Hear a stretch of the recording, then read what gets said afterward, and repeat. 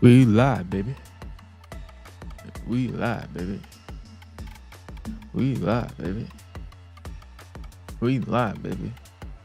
Let us hope and pray for highlights in the net. We live, baby. We live, baby. We live, baby. What up, chat? Gold touch grass at new champs from NXT. Okay. Okay. Okay. Okay.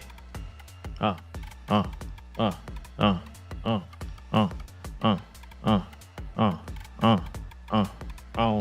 don't know if highlights in the chat.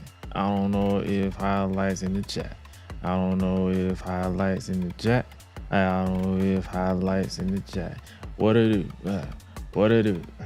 What to do?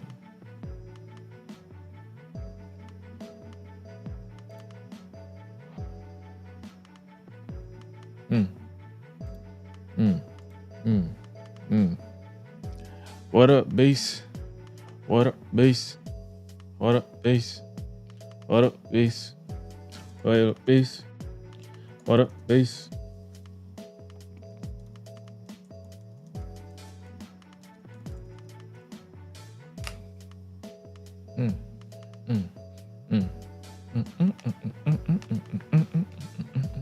Shout out to Restream for these instrumentals before we go live.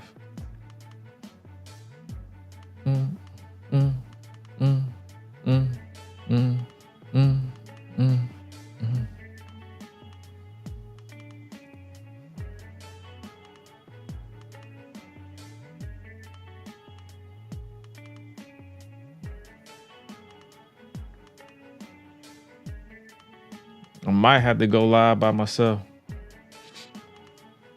because he's going on. I'm pretty sure he's going through internet issues again. Today's show's gonna be smooth and straight to the point. I'm prepared to improvise today's episode. But let's hope for a good show. Chat, let's hope for a good show.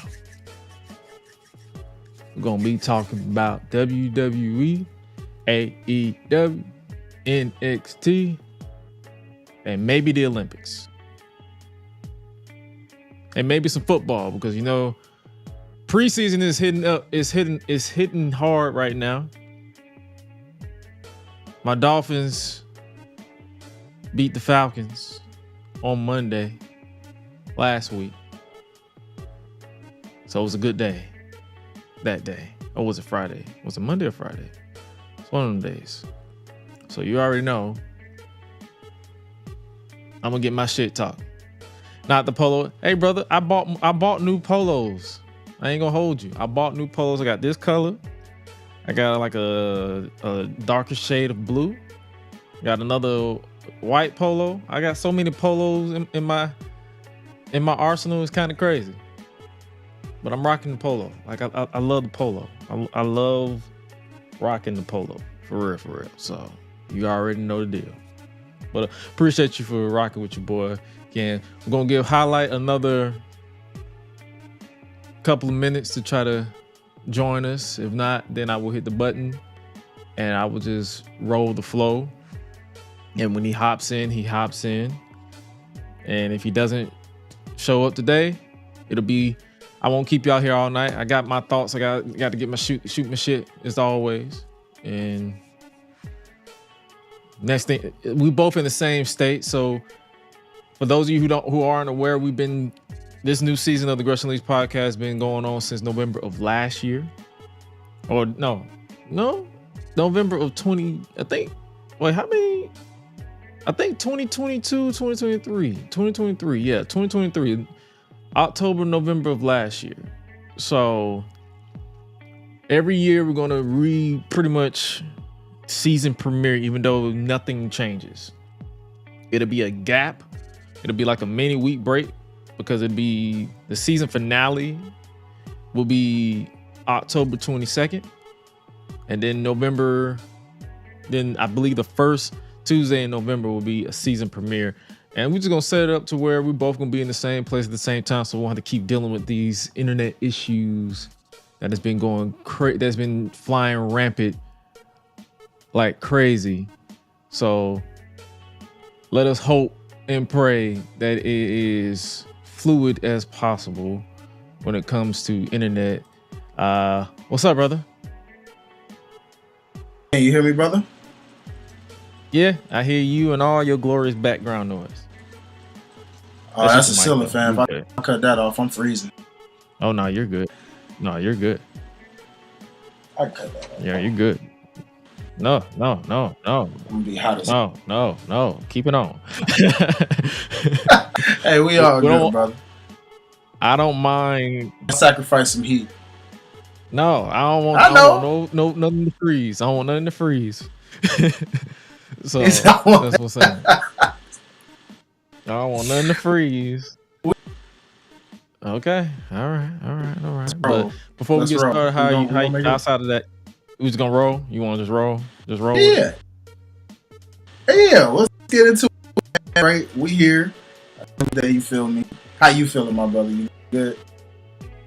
Yeah, I've been enjoying my detox week. He just got kicked out.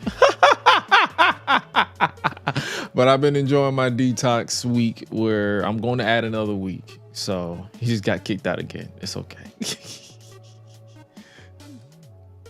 I don't want nothing to freeze his wild. Hey man, you gotta do what you gotta do. He is going through the internet issues. It's just mainly at his location. I believe he's not at his office, so he's going through it as much as possible. So we're just gonna roll with the punches, roll with the flow. I'm prepared to improvise like crazy. So let's just hope everything is smooth on his end, so that way we don't have to wait on it to load right now. But hey, man.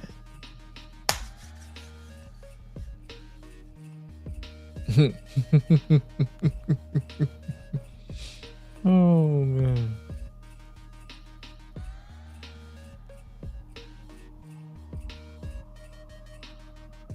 This beat is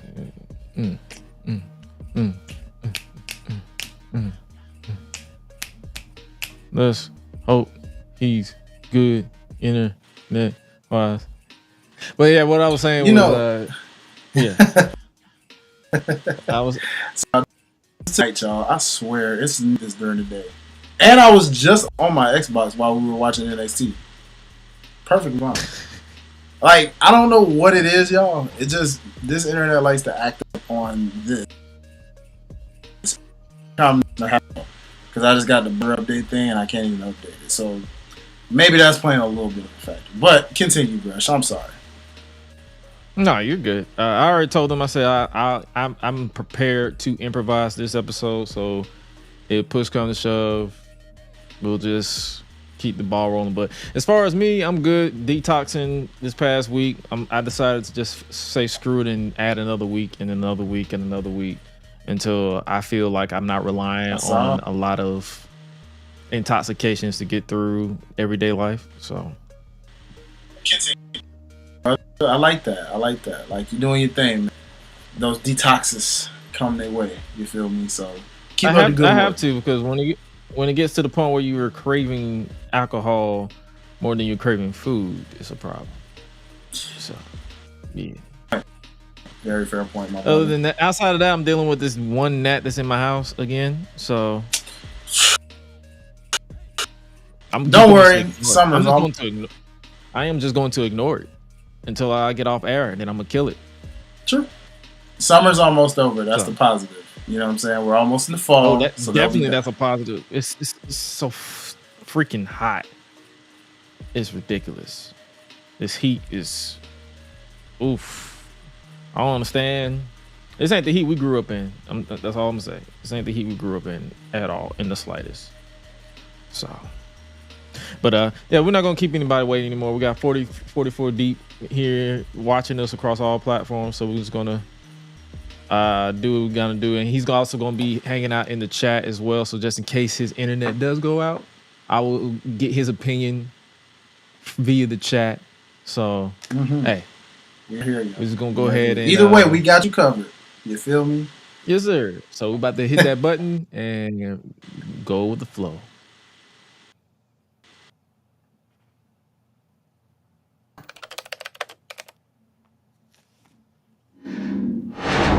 Oh yeah. Ladies and gentlemen, stand to your feet and make noise for GRESH UNLEASHED! Let's go! When the club go around here, I'm a cat. This bang bang gang, I don't owe you jack. When I'm in the ring, it's just me and my best friends. OC cutting no slack. Hollywood Miz, you can put me on the A-list. GRESH Unleashed, better put it on your playlist. Me and my fam be ballin' like the Bruce. Fight night, baby, hard hitting like Sheamus. Family first, yes, bloodline business. Winning all the gold, look at how they witness. I was taught to be the greatest. 1,000 days I'm running, check out the book of Guinness. Coolin' with the baddies in the baddie section. Guarantee you they ain't jaded. Healer, you baby face, I ain't feeling your gimmick. The fans think it's overrated. Brock Lesnar on the beast. Eat, sleep, flex, and repeat. Whole new swag with a price on the tag. Coming live from the west to the east. Better recognize on the mouthpiece. See the power level gotta increase. Bringing content on a daily. Feeling like GRESH Unleashed. Greetings and salutations, ladies and gentlemen, boys and girls, non-binary pals, baby mamas, baby daddies, and everybody in between. Welcome back to the GRESH Unleashed podcast. This is episode 83 of the show that does the most and brings you the good vibes to the best of our abilities. Joining you as always is the voice that does the most, the purveyor of mischief, Gresh. And joining me, hopefully he has internet issues, but we're going to do what we got to do to keep the show rolling, is my main man, my right-hand man, my partner in crime, the voice of the Unleashed Anthem, and the Prince of Botch himself, Mr. Highlight Reel. What's good with your brother? What's good, everybody? I just saw the host unmute the mic, so hopefully he heard me that time. Yeah. Okay. Yes. Okay. Yes. My brother. Yeah, you're good. What's up, everybody?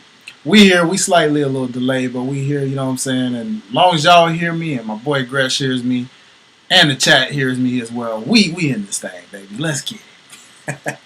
You already know, man. We're gonna like I said at the top of the stream, we're gonna be doing things slightly different. We're gonna, and I actually text you this as well. We're gonna basically, instead of giving you guys a long show of us breaking down every little thing that went on in wrestling, we're just gonna talk about what we enjoyed, and if we didn't enjoy it, we'll give a reason why we didn't enjoy it, and we'll move on. Well, we're not gonna keep y'all here for 2-3 hours just to regurgitate what everybody other podcasters you've probably heard say. So, hey, gotta do what we gotta do, man. So, hey, sit back, relax. Hopefully you enjoyed the show.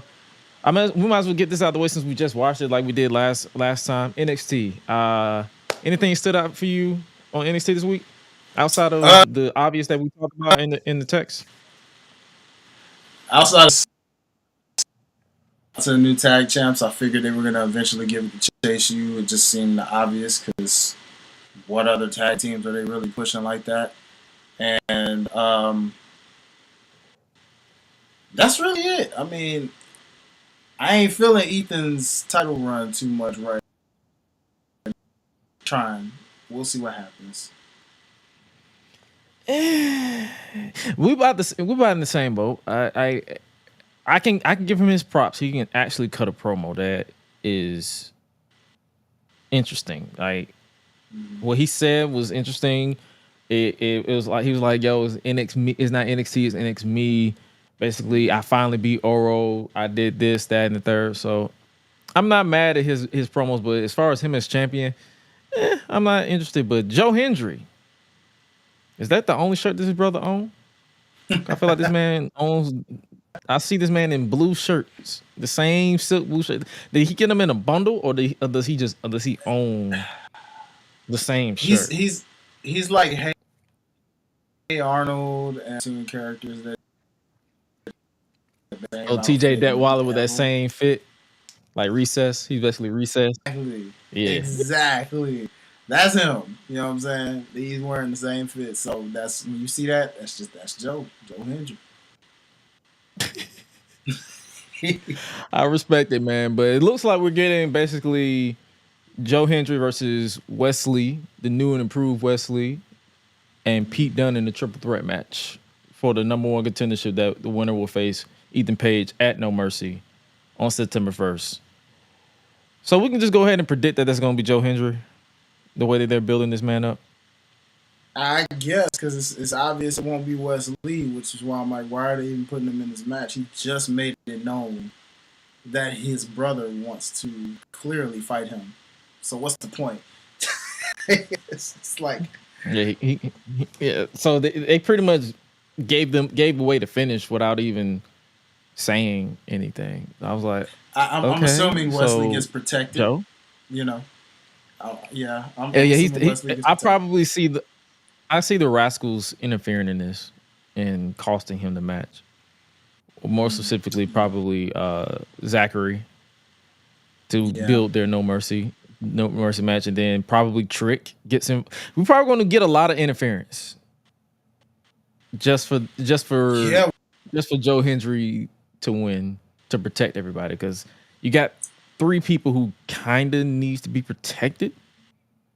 So you're going to have, they're either going to lose, someone's going to have to lose, and it's probably, I see Pete Dunne taking the pin.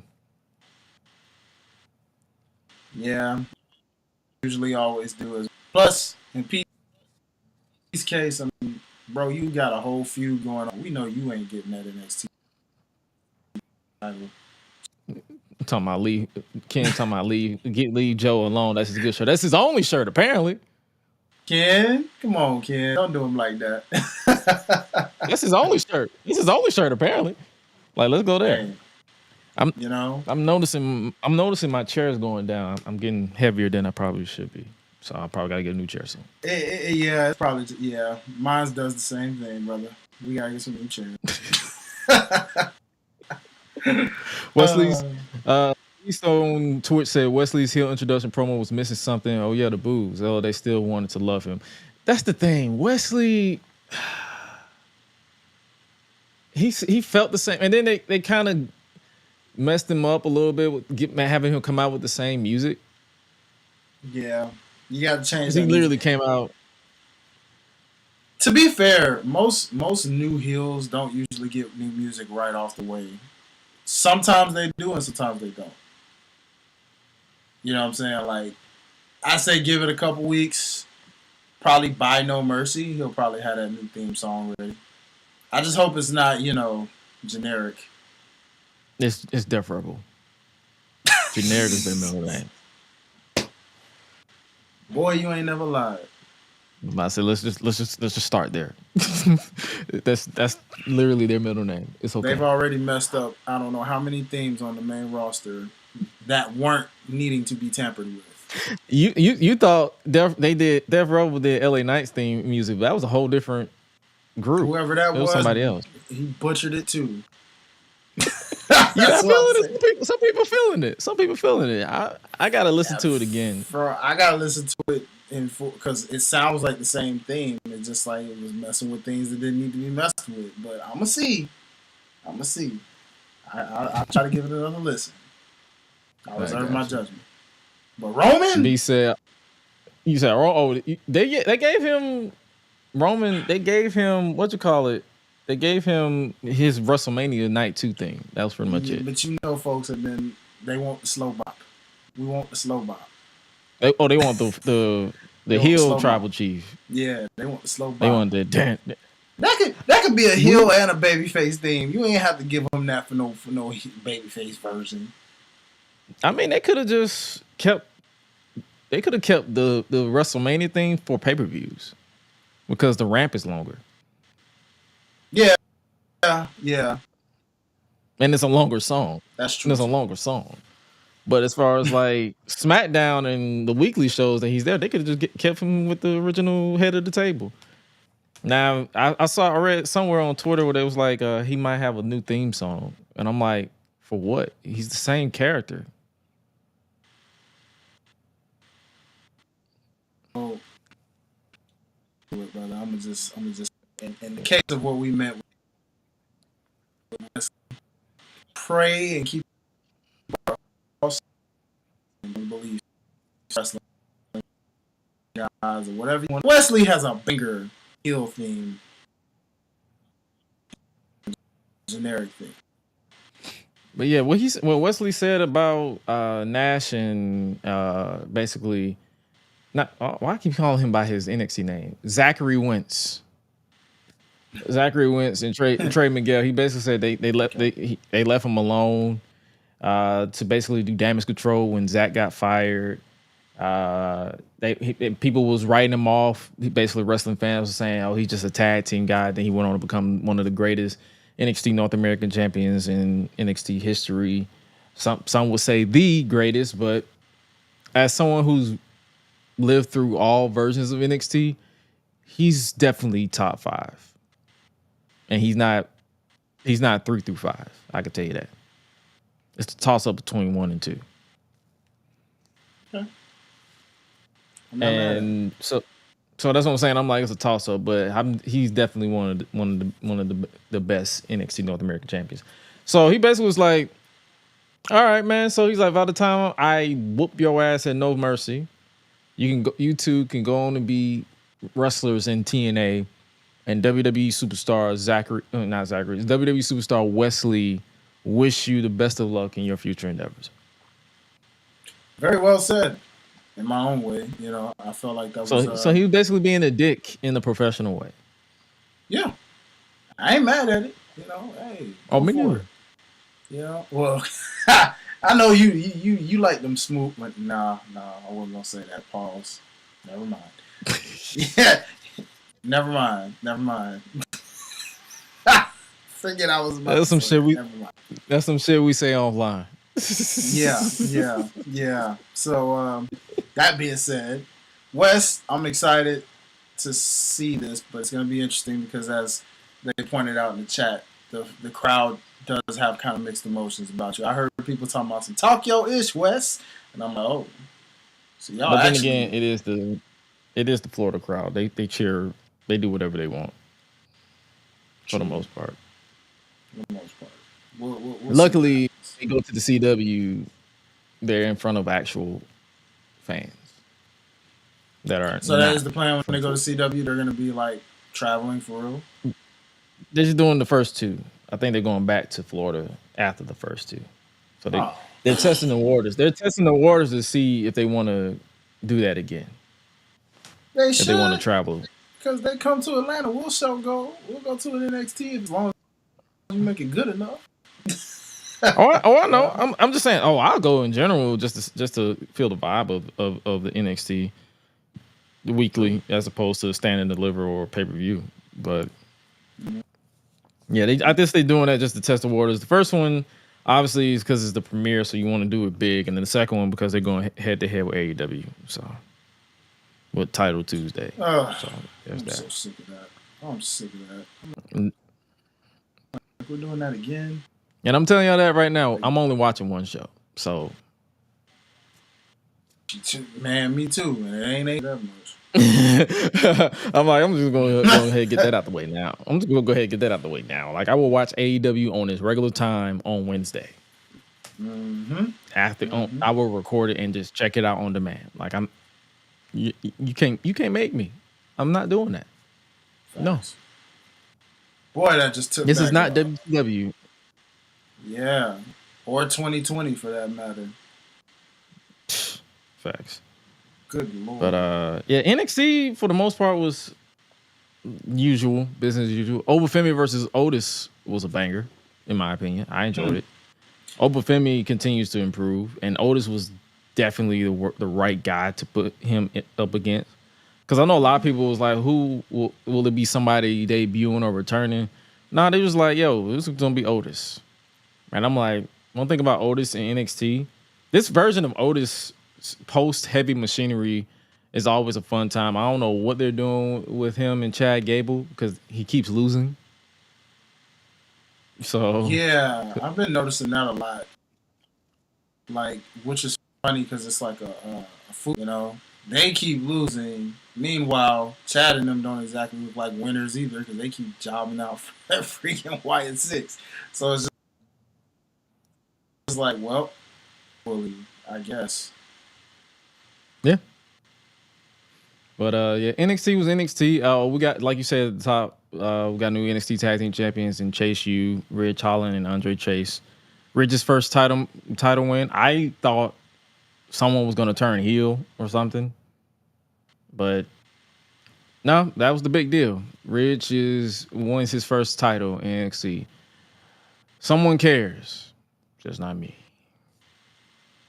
I guess they could last week. I'm not upset that they didn't do a heel turn, but I was just like, oh, so this was just to give Ridge his win. Yeah. For those who care. For somebody. Yeah, for somebody. It's Ridge like that, so it's like nah. Nothing. If only Thea Hale got her moment, that would have been a nice moment too, you know. But I get it. You can't give it to her right now. Facts. But yeah, that's NXT. Like I said at the top of the show, so we won't keep you guys basically here all night long. We're pretty much going to do our own take on, I guess you could say, what they do with the online discourse of the betting odds, if you will. We will do that as well. But before we do that, we're going to definitely talk about SmackDown this past week, which was headline, which pretty much erased everything I said was going to happen. Because remember, for those of you who watched, what episodes that was like over a month ago, wasn't it? Like it was like episode 70 something. I basically said the only way you can make this new bloodline work is for Roman Reigns to be destroyed by the new bloodline. Well, Roman Reigns said, fuck that. I'm going to whoop everybody's ass, not named Jacob Fatu. So you obviously saw the return. You obviously saw the return of the OTC, the original tribal chief at SummerSlam, and he took out Solo Sikoa. So Solo was upset, and he was like, yo, Roman, you're back, but I'm the tribal chief now. And if you want these being the Ulafala, come and take it from me. Roman came out, and he was like, I bet. And he took out Tama Tonga, Tonga Loa, by himself, no help, no Usos, no debuting nobody. Because a lot of people thought that it was going to be a debuting another member of the bloodline or another member of the Anoa'i Fatu Samoan dynasty, because it's like a million of them, like gnats. So, hey, you gonna debut? Nah, Roman said, you know what? I'm about to light all y'all asses up. And he just lit them up. First thing he did was attack the Gorillas of Destiny with steel steps. So he went in reverse. Instead of starting off with the steel chair, he started off with the steel steps. And then he basically had Solo by himself. Hit him with the Superman punch, set him up for the spear. The Ulafala slipped off after the Superman punch, and he had it in his hand. Like, he literally felt like Mufasa telling Simba to remember who you are, Simba. He was picking it up. He was like, he had it in his hand. Then he got attacked from behind by the GOD. And Solo, but keep in mind, Tama Tonga was holding that Ulafala kind of like mesmerized, like how Solo did when he picked it up. So I'm pretty sure they're subtly telling that story that the Ulafala is corrupting you with the power. And basically turn this into the Green Goblin mask. So whoever holds it holds pretty much whatever. Because Roman is the tribal chief. Solo Sikoa is the tribal chief. We're getting that civil war, just not the way that I said it. Because that brother. But then I want to get your thoughts on this. Mm-hmm. Solo and the GOD minus Jacob Fatu getting assaulted like this. Do you think that hurts them more now than ever? Because I said for this to work, they have to take out Roman. But if I'm a casual and I see Roman take them out the way that he took them out, why would I feel threatened? Why would I feel like he's in danger? I mean, Same way Pretty with much. Solo. It's like, bro, you're yelling about, oh, I'm the chief now, but you a bitch up on the top of the stage yelling after you got taken out at SummerSlam, as well as tonight. Yeah. You the chief of what? Your tribe is getting destroyed in the ring. What are you the chief of? Hopes and dreams? Nah, I mean, Thoughts? you pretty much put it as in a way. I mean, I can just say it's savable, depending on I agree with what was just said in the chat. I mean, but that's the problem though. You're relying on one person. That's the problem. You're relying on one person. The entire group can't just be a Jacob kind of thing, because if that's the Jimmy Uso, then by freaking Jacob, if everybody's just expect Jacob to be that. And the only way that happens is if Hikuleo was somehow like, I don't know, the new enforcer because of his freaking height. Before take the leadership role and kick Solo out, and Solo gets humbled. I don't know. That's the only way that would. Because then at least if that happened, it's like a whole different new threat or something. But either that has to happen or Solo's got to just get some credible freaking wins, bro. Like, that's the problem. Mid-carders. I see what Ken said.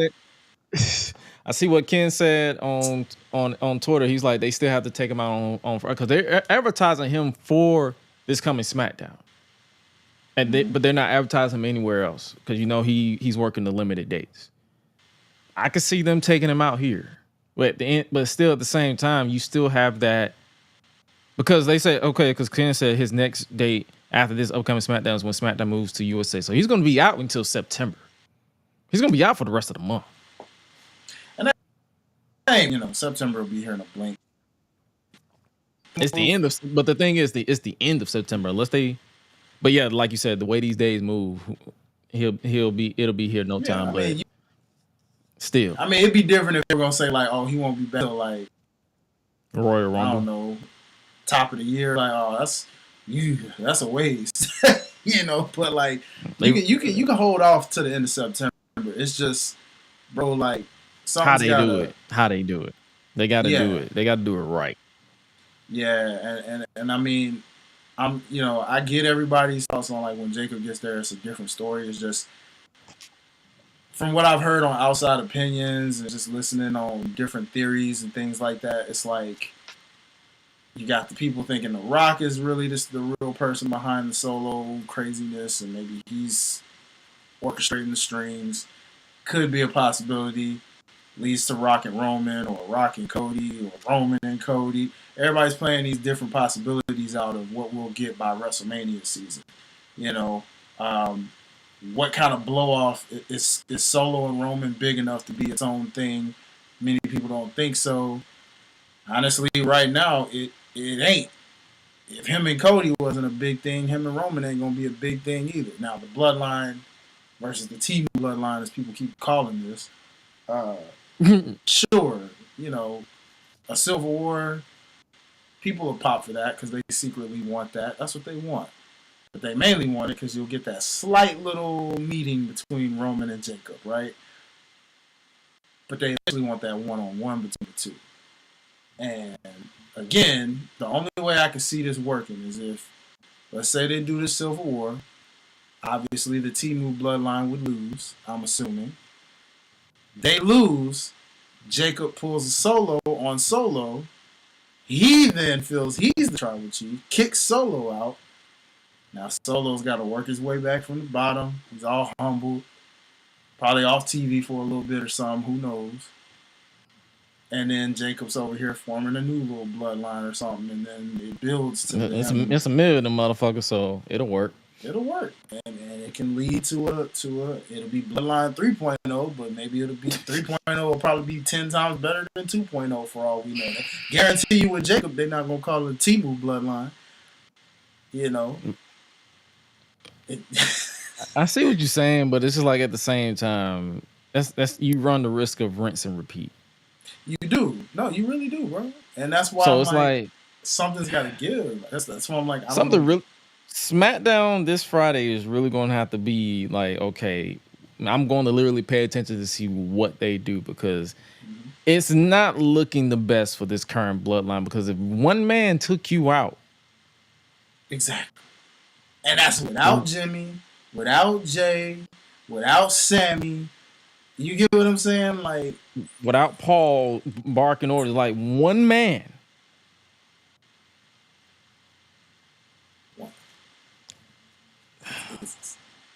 don't. And it's crazy to me because I'm like, I get that we talked about Solo adopting being the anti-Roman, right? The one that is thinking he's Roman, but he's not Roman, but he's everything that is opposite of Roman because of what the people want. They got what they want.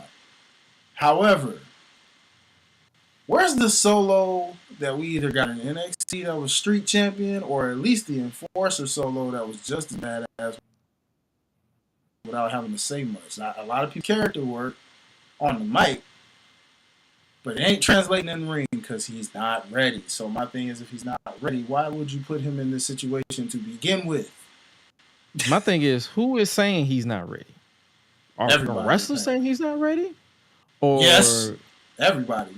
Wrestlers are saying media. it too? Okay, Cody that's what I want to make sure. It on a promo multiple times.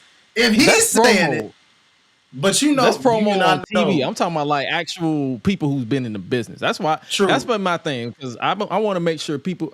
I want to make sure we're listening to people who's actually in the industry. I'm not talking about keyboard warriors. I hear you. I know you listen. I know you listen to Busted Open Radio. So that's why I want to make sure if there's. Ironically, that's not even Busted Open. I've listened to quite a few little outlets of everybody saying a bit of the same thing on the media side. But what I mean when I say let's remember now, not every time when we see a promo, remember now, truth be in them promos too. Cody wouldn't just say that once. He said that multiple times. He said that multiple times. It takes me back to when John Cena said that to Austin Theory. Exactly. And that brother ain't recovered since. Exactly. Now the difference is obviously Solo is damn near, definitely not Austin Theory. He can recover. Right. It's just, again, when you really think about it, people forget how young Solo still is. And he did kind of get catapulted into the main roster relatively quickly at a time when the Bloodline was peaking, if you will. Mm-hmm. So, like, it's one of those things where, like, yeah, he's had main roster experience for a couple of years, but it still takes a while to find your true groove. And even though the promo skills have gotten way better, the look has gotten better, the in-ring still needs work because people talk about his limited arsenal. You know, like, oh, so many Samoan drops, so many spikes, so many, you know. But then again, that's every member of the Bloodline. Minus Jacob. I was about to say the same thing, though. That was my pushback, too, from what I've heard. I'm just going off what I've heard different opinions say, and I'm saying the same thing that you say because you name me one Samoan that doesn't do the exact same different types. All of them adopt each other's movesets. Okay? Literally. You see super kick. You see Samoan drop. You see hip splash. Hip attack. The splash. Mm-hmm. What other move you see? A spike. Because the spike is pretty much a thing now. Headbutts, if you want to say that.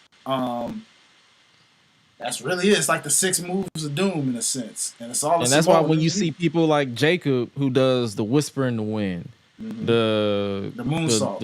The moonsault. What else does he do? The Impaler DDT that he did. The Impaler DDT. When you see them do stuff like that, or when you see Jay finally adopt the spear, and you be like, oh, okay, you're doing something different. Yeah. Which is horrible when you think about it. But then again, when you think about it, you're looking at it from the fact that the crowd still goes crazy for every last one of them. So whatever they're doing is working. I think that's the reason why I'm always having pushback with Solo with this argument with Solo saying he's not ready is because if he wasn't ready, as a lot of people claim to be, the crowd wouldn't give a fuck.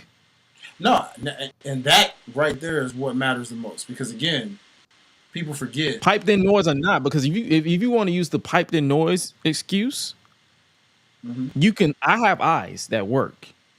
People are still reacting to this man. Oh yeah. So the piped in noise or not, they're still reacting to this man. So it's like whatever he's doing is working. And I think that's why I always have pushback when they be like, "Oh, Solo's not ready." I'm like, no, I've seen not ready. Yeah. And I've seen them not react. Because let's think about it. Austin Theory, he's the perfect. If we're comparing, he's the perfect example to compare when we talk about not ready. When he was Money in the Bank, did anybody truly care? No, everything was piped in. You can look at the crowd; you can tell they didn't give a fuck. Exactly. When he was United States champion, did anyone truly care? The second time they did, because it was kind of working, but the first time, no.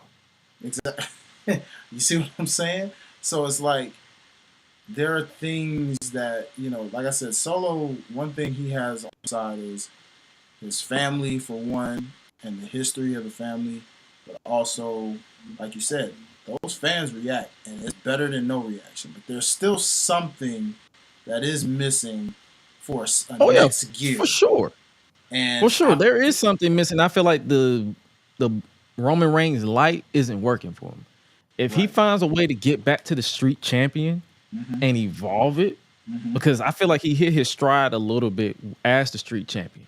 Just being no nonsense, screw everybody, let's just mess everybody up, let's fight. Like literally, this man stood to Gunther. He said, "I don't care about you being ring general or this match. I'm just gonna make you my bitch." Yeah.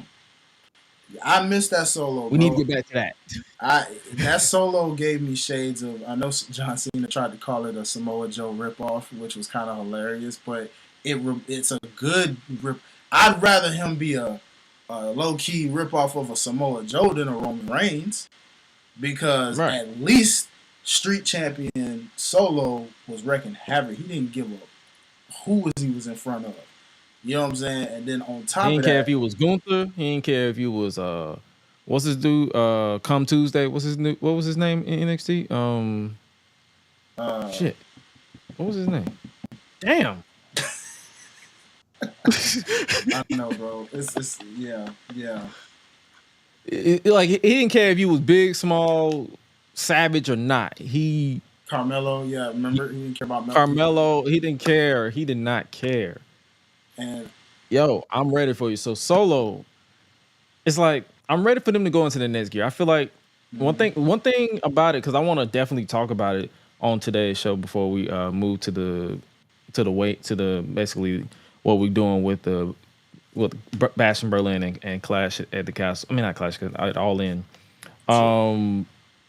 Triple H's booking style is prominent with the Bloodline. He wants that shit to drag and drag and drag and drag. So I don't see them going into good full gear, pun intended, until probably close to Bad Blood. They're going to probably write Roman off, and then when it's time to build the Bad Blood, that's when they're going to go into full gear with Solo and the Bloodline. I can see that. I can definitely see that. It seems like Bad Blood, there's a reason why they would obviously choose that pay-per-view to bring back.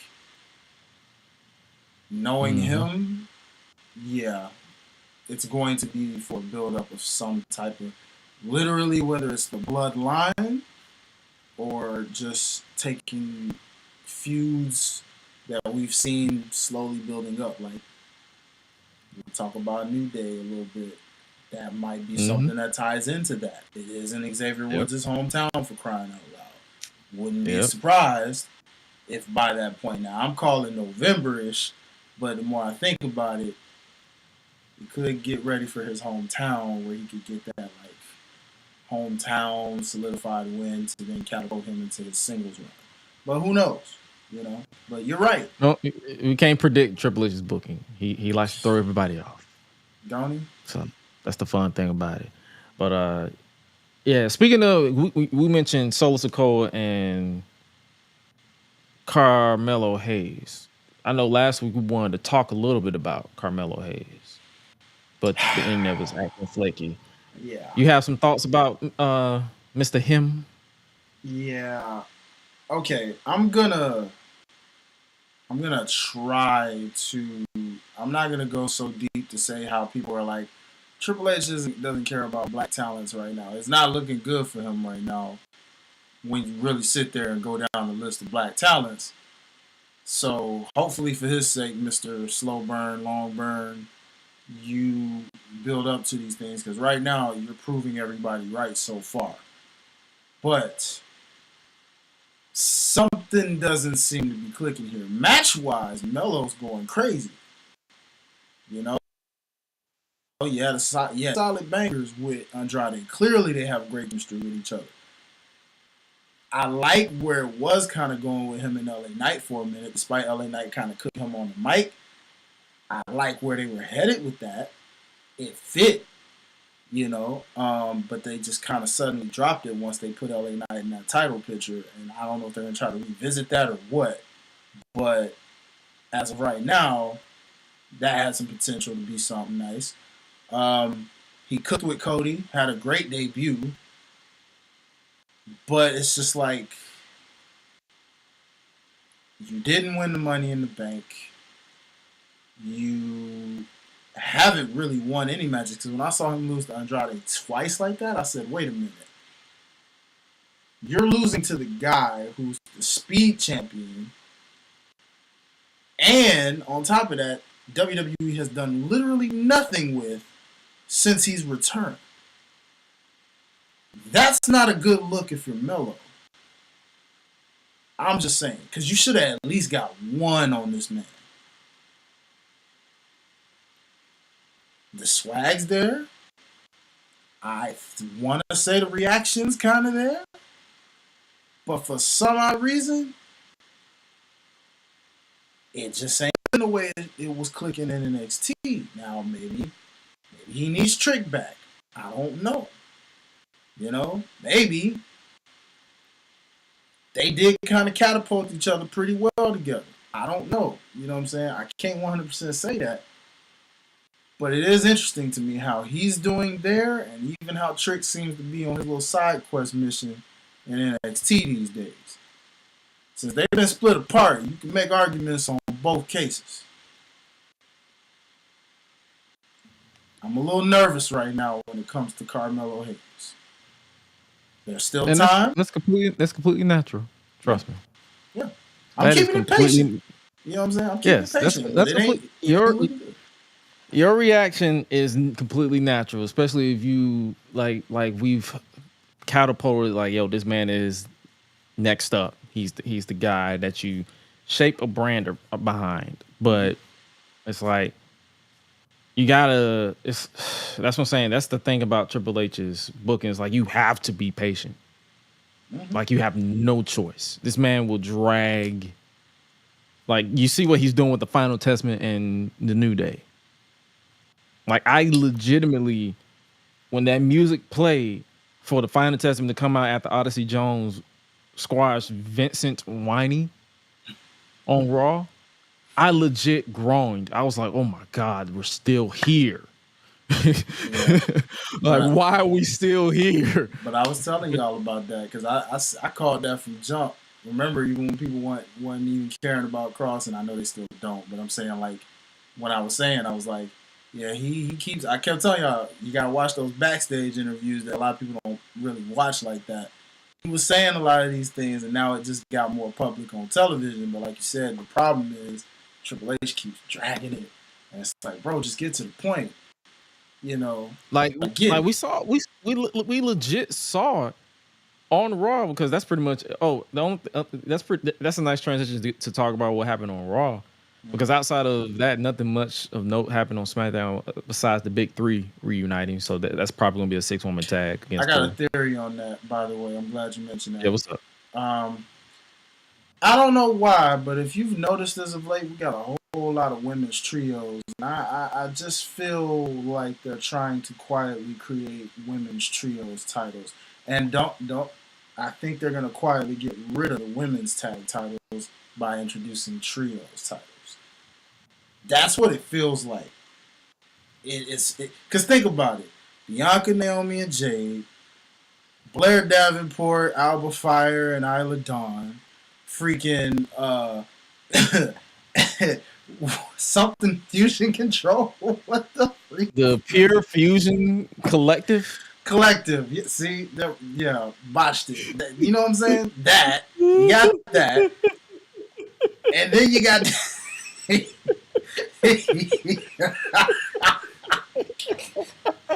Stupid name. What the freak, bro? Why did you doom these 3 women with this ugly name? You can't do them like that, bro. You could have came up with a way doper name than that. Like, 2 of these 3 women are legit MMA fighters, and you do that to them? Why? Why WWE?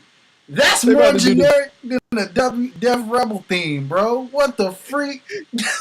They about to do a fusion dance. So which way are you? Yeah, go that way. Yeah, we gotta go this way.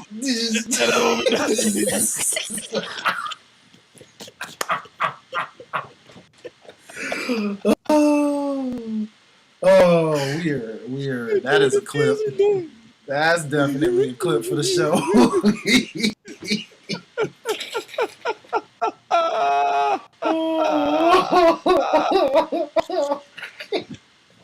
Oh damn! I was just watching that saga too. This is hilarious, bro. That's why I was like, the pure what? I was like, what? The pure what? And you could tell, bro. Sonya Deville totally did not want to say that name, boy. She paused like a Daria was pausing like a the Pure Fusion Collective. I'm like, huh?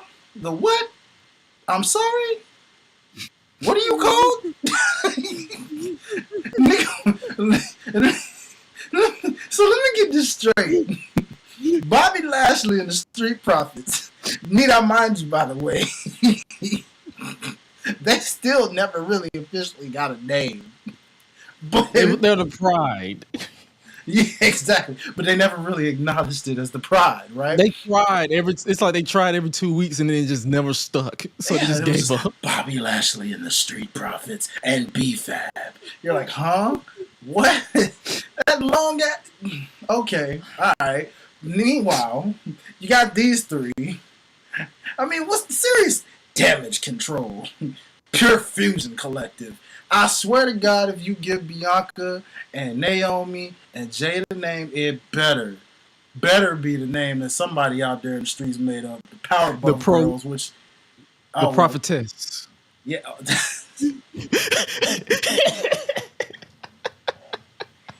See, you see what I'm talking about, bro? Like, you can't do these folk like this, bro. Dan said the Pure Fusion Collective sound like something from Bath and Body Works.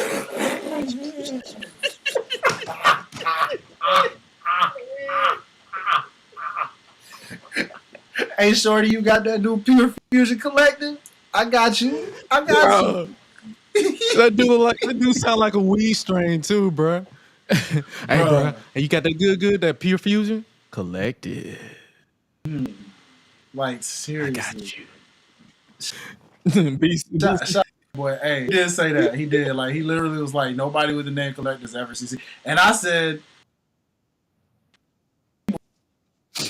great as of late. Like, at all. Oh. Not Imperium one. doesn't exist. Damage Control, remember, they were on a losing end for the longest before they even begun to see any wins of anything. Yeah, because all he had to do was turn him babyface. and unfortunately, Dakota got injured, so she's going to be out for 2 to 3 months again. Yeah, unfortunately for her, man. Some people are out there saying that might be it for her in the ring, bro. I hope not. Yeah, she might. I hope not, but yeah, I wouldn't be surprised if they keep her around as a manager and then just don't renew her contract. Man, I hate to sound grim, but it's like knowing this company's track records, they can only take so many injuries before they be like, yeah. That's why I'm surprised Tegan Knox is still in the doggone company. Where is she? Why do I keep asking these fucking questions? Why do I keep asking where these people are? Like, at this point, between her, Kiana James, I'm like, where the fuck are these people? Where are they? Where? Where? Well, yeah, these names, man. Ooh, Yeah, bro. buddy. Like, I'm getting the hunch that they're really grouping these women together like this because they're trying to secretly make some type of trio of women's titles.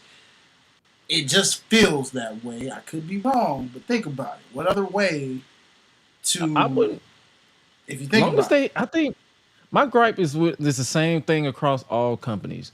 As long as you make the division relevant, I don't care if you make a women's title, women's intercontinental title, women's United States title, women's trios title.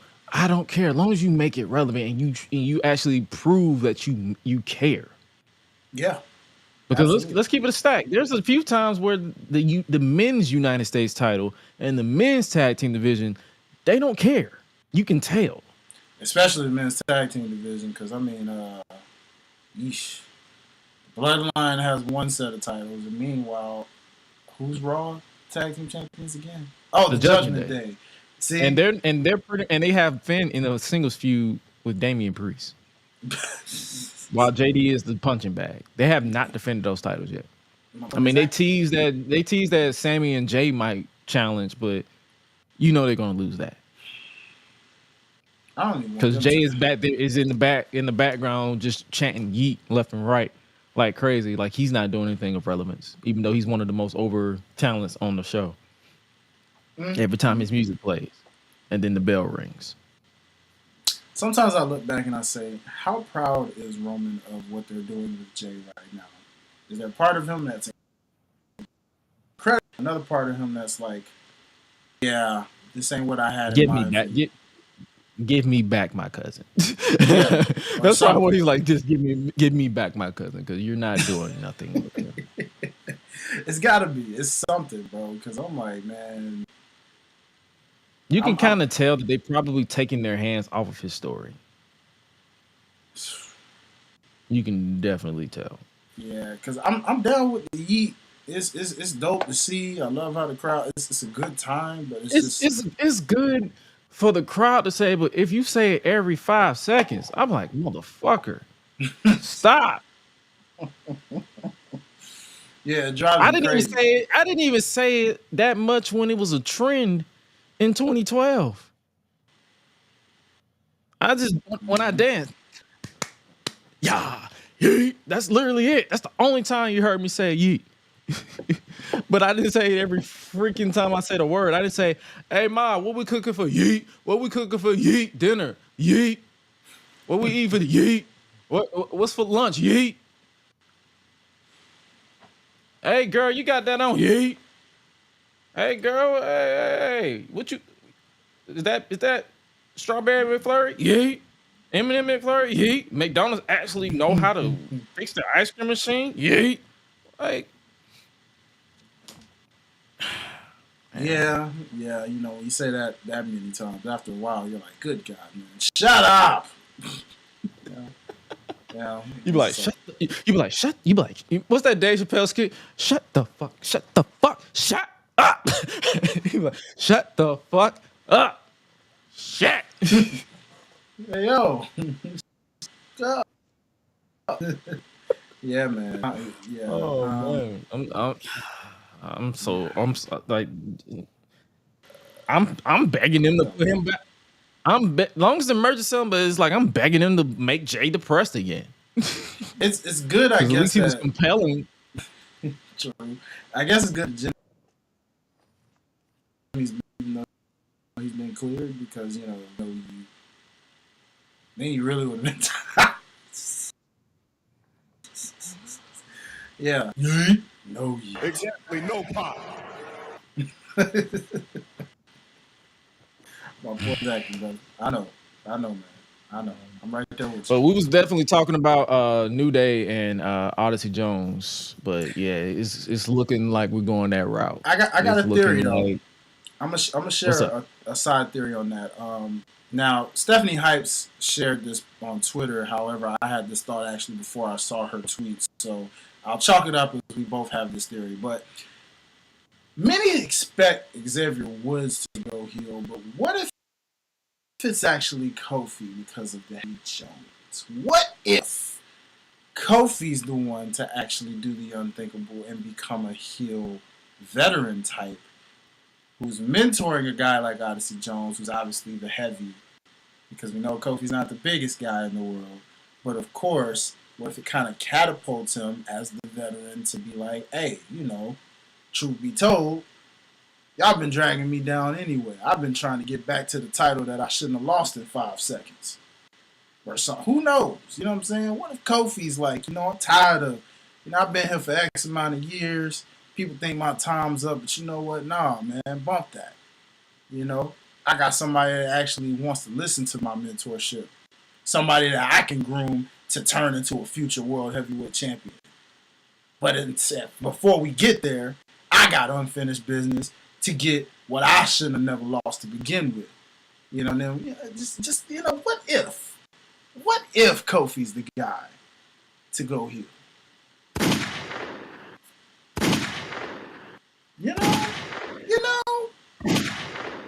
Hey, I'm just saying. You know what? Stephanie Hypes, Mr. Highlight Reel, y'all motherfuckers are spit. Thank you, sir. Thank you. Y'all are spit. Y'all are spit. Because it's too predictable for Woods to do. They're making it obvious. They can literally, they can legitimately spin it to where Kofi is like, you give me these side eyes, I watch the show back. You giving ungrateful right now. Because if it wasn't for me, you and Big E would have been fired a long time ago. Ooh, come on now. Ooh. If it wasn't for me, Big E wouldn't have been Mr. Money in the Bank, and you wouldn't have been King of the Ring. Ooh, come on. Like, that's what I'm saying. I'm like, now that y'all put that in my head, man, that makes that. I'm just would saying. actually be interesting. It will require Kofi to change the style up though, because I wouldn't want to see the same old moveset from heel Kofi. But I feel that's like he why can I'm make it work. like, I think he could, because at first when I had this theory, I was like, Kofi's kind of on par with Rey Mysterio. He's such a natural babyface, but he has been heel before, even though it was with the New Day in their early stages. But it's like, he could pull it off in a way a lot of people may not expect, man. You know what I'm saying? And I wouldn't be shocked. I would be open to seeing what a true heel Kofi could do, especially, again, playing off that classic trope. Like, yeah, he's not the biggest guy, but he's got this big son of a gun right here having his back. Kind of like what we see with Mercedes and Camille right now. I don't know. You know what I'm saying? And then he could be like, you're right, Carrion. We're not trying to replace Kofi Xavier with the New Day. I'm going to kill it. Come on. Because it's been holding me down for the past 10 years. So thank you, Carrion, for showing me the light. Yeah. And if you think about it, we've seen, that's why I don't, I get that people feel the way they feel about Carrion. It's a different conversation for a different day. But as far as what his character's doing verbally when he's exposing the things he exposes, his character makes sense. It makes sense, right? And the thing about it is, you see it in movies. Think about like Scream or different things. Like think about some of these movies where they paint one person to be the villain and make it seem like that person's been the villain, when in the actual whole time it was the one you wouldn't have expected. Which is, like I said, Scream. When you think about the original Scream, a lot of you ninjas watching that original Scream didn't think that Billy and I forget his name right now, but his homeboy, y'all didn't really think they would be the killers out of everybody. But the fact that they were able to twist that and get everybody, even in watching that, you still go back and say, dang, yo, that's crazy that y'all ended up being the killers at the end of this movie. For Kofi to flip the narrative and actually prove Karrion Kross right and rub it in his face to where Karrion is not necessarily a baby face because of it, but just one of those I told you so, He's basically what was his name? What was his name? The guy who was pretty much the devil's advocate with Roddy Piper, Sean O'Hare. Yes, exactly. He's I'm basically not that telling character. you anything you don't already know. Exactly. He's basically that character. That's the character they're going with. And I'm not gonna lie to you. The only thing with Karrion that's my problem is his finisher. Yeah. Right now, I've grown to not detest him Yeah. like I did a couple of months ago. That's fair. It's more so like I'm just laid back. Like one thing about me, I don't detest anybody. If I don't feel, if I'm not rocking with you, I'm just not going to acknowledge it. But Karrion, his character is making sense. It's like it's making sense. When you take away the fact that Triple H drags this stuff way longer than he should, you can kind of understand the character of it. And then when they finally pull that trigger, please just pull the trigger. Low key, and I'm gonna be honest, somebody like Karrion Kross could have been helpful in this Drew McIntyre CM Punk feud with how he acts. You know, he could have been the guy to paint out the real villain in that narrative instead of allowing people to kind of choose it. He could have been pointing, like everything that Drew's been saying about a Punk, he could have been the guy saying that. Like, yeah, you come back after so many years of being away, but you're trying to make yourself look like a hero when you forget the fact you straight up left this company.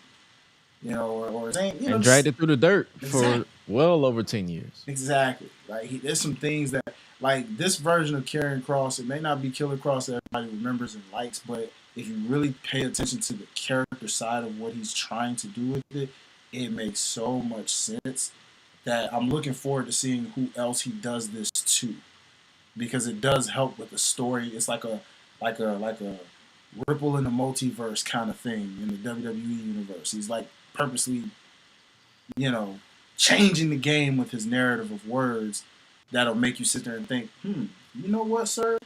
You just might be right. I got to pay attention to this now. You know, we just need Triple H not to drag it so much. I think that'd be my only problem with a lot of his stories is he drags way. Like it's a lot of times where it's like, bro, I understand long-term booking. I love me some long-term storytelling. Trust me. I survived the 22 episode era of the CW when I was in my teenage years. I know long-term storytelling. Yes. Trust me. I know. But some stuff you need to get that instant gratification. Agreed, bro. So hopefully as he's getting settled into this Booker role that he's in now, he gets the instant gratification part on lock. Like some stories, the main stories, like the main event stories, I don't mind you having layers on layers, but when it's like a mid card or like a tag team feud, instant gratification is fine. I promise. I'm certain. What else happened on Raw? Rhea threw some bars, you know. Oh yeah, when she said Dom is not deep, or stabbed her in the back, but he didn't go. He's something he's heard before. He's heard before that is not deep enough, and I was like, "Did you just say you got a little dick?" I'm sure his wife doesn't think so, but then again, who knows? You know. I saw an interview where I think he did an interview with Logan Paul, where he was like his wife his wife knows how to separate WWE from what he's doing, because you know that's a lot of people's like, oh my god, his wife is stronger than me. She knows he's an actor. Yeah, and it's funny. It's funny though because Rhea actually. We'll just say Rhea, not her actual name, but of course we know that. We will always say Rhea unless we know her personally. We don't know her personally. For sure, you know. But I saw a little snippet. I'm sure you probably saw a similar snippet of her talking about, Buddy Murphy and how cool he is, and he's so relaxed at what he sees her doing. Yet she was like, if the roles were reversed, I couldn't do it because I get jealous way too easily. And I'm like, whoa, hold up, wait a minute. So you mean if he gets in a love angle, you wouldn't be able to take it as well as he could take it with you? That's interesting. I feel like that's an interesting topic in general when it comes to relationships. That's more so a communication thing. Because if you look at Mercedes Monet, she wasn't comfortable with being in romantic storylines. Like a couple of weeks ago, she publicly announced that she's getting divorced from her husband, and she was like, they kept it a secret because they didn't want he who shall not be named to put her basically in a love story with Reggie, probably make out or whatever. She didn't want to do that because she was like, she don't want to do it. So that's what I'm saying. I feel like that's understandable when she said that. Like, I've dated a couple of women to where if I were to do like a short film or a short skit, if it involved me kissing someone, they didn't feel comfortable with me kissing someone. Whereas I told them every time, I'm like, if you are an actor or an actress and you have to make out on a film, it wouldn't bother me because at the end of the day, you coming home to me. That's my mentality. That's my mentality on a lot of stuff. It's like at the end of the day, like that's why I don't understand. Like when people be dating these public figures, so like people assume that like if I ever date a wrestler, would it offend me if people in the public if she's sexy as hell and people just be like, yo, they be just, you know how Twitter is where they just go out of pocket. I was a part of that Twitterverse at one point where I was talking out of pocket. I don't do it anymore because I grew the fuck up. Yeah.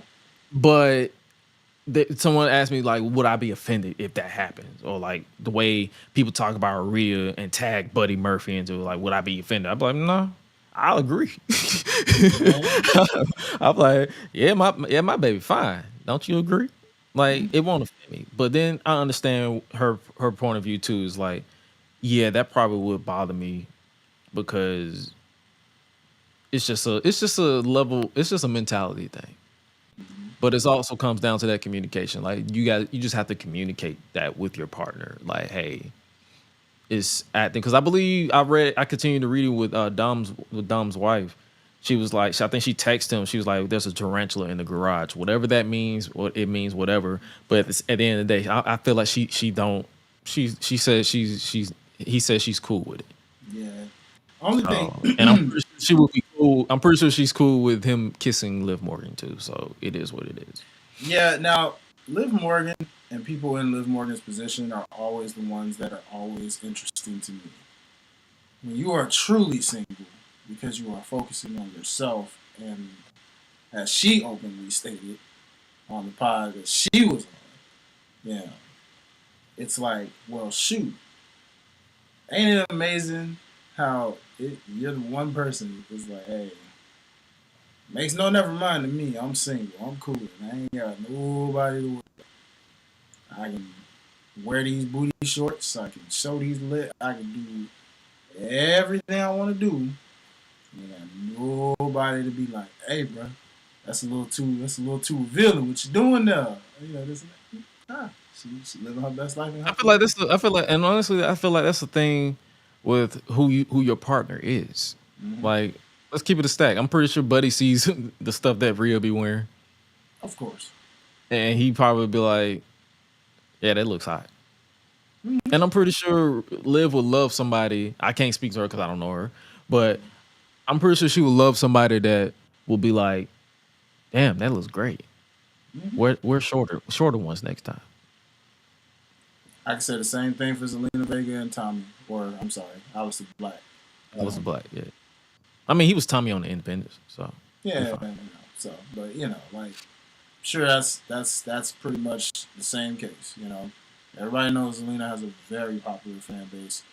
Now, I've been seeing mixed reactions about the booking of this Liv Morgan versus Rhea Ripley storyline. What do you stand on it? Are you a fan of this CW-esque romance, or are you not phased like I am?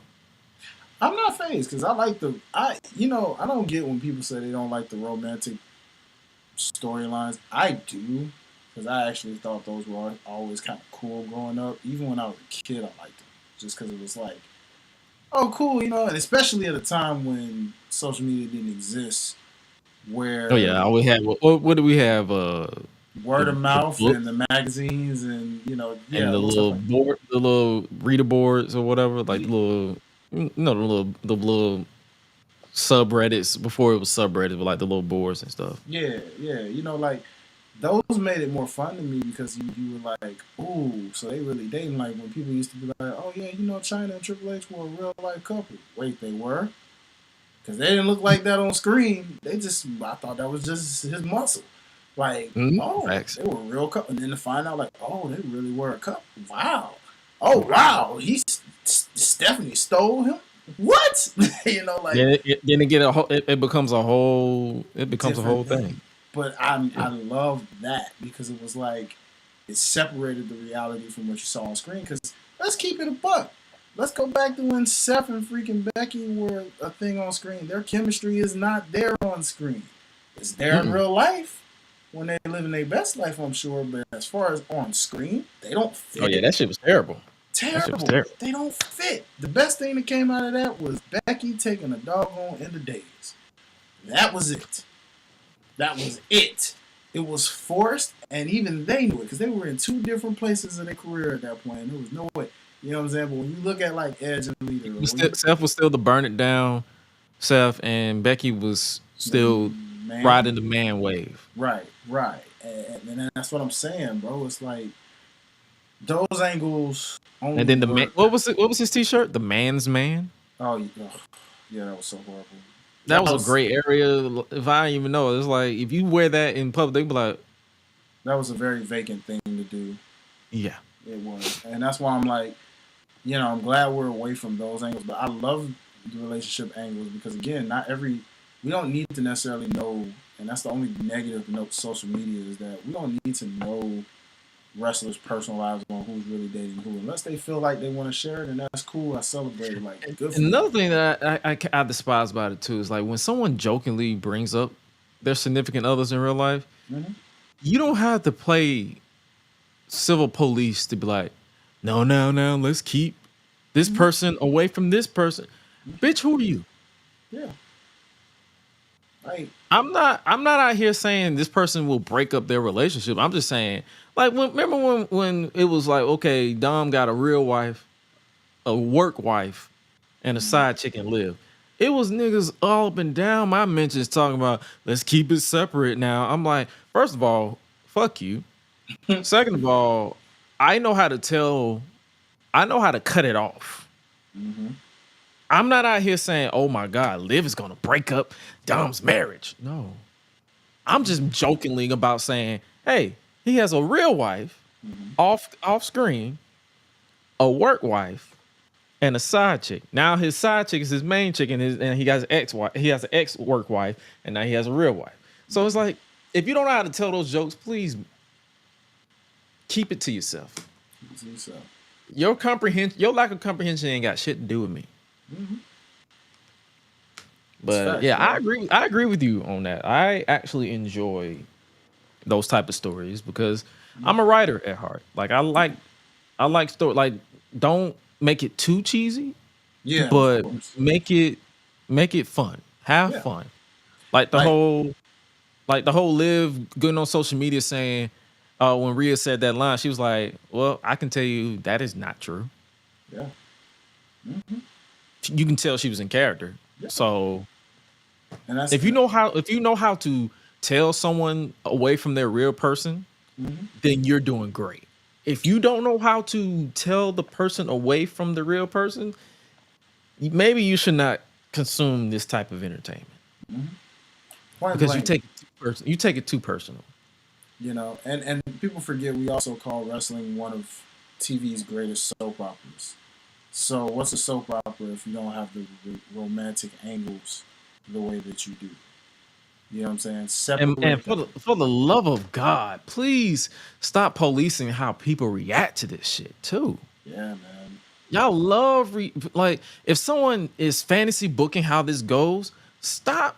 And now they go weird with it, like overboard. Then you be like, "Hey, bro, chill the fuck out." But it's like if they're booking it within the confines of the story, or if they're reacting to like their favorite, if they're fan of this person is reacting to it this way, you ain't got to police every goddamn thing. I promise. Facts. Because you ain't nobody's mama, you ain't nobody's daddy, you're not their representative. So what are you doing? What are we doing here? But speaking of this, that's a nice segue into us doing our bidding stuff. Because anything else happened on Raw that we want to talk about? Oh, Bronson Reed destroyed Awesome Truth, which pissed me the fuck off because you didn't have to do our truth like that. Yeah, man. You got to do our Why truth y'all like doing that. truth like that, bro? Unless truth is just like Miz is our Miz is whatever, but truth, come on, man. yeah, man, that wasn't cool, bro. He lost some points for me on that. Bronson, I say, but it was like, well, all right, cool. I'm just gonna tally that up for the. What did you think about the 2 out of 3 falls?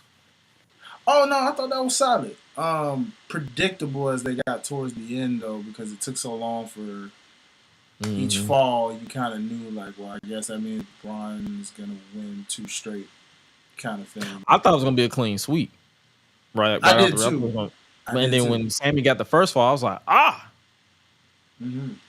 It caught me off guard. I like it when y'all catch me off guard. And they did good because they also made you think for a second that Sammy was going to win that thing back for a little second because even after the first fall, he came close a couple times to getting that second fall. So normally 2 out of 3 falls can be predictable, but I forgot how much I love those kind of between them and Iron Man matches when they're done correctly in terms of like how they sway the field of how this is going to work.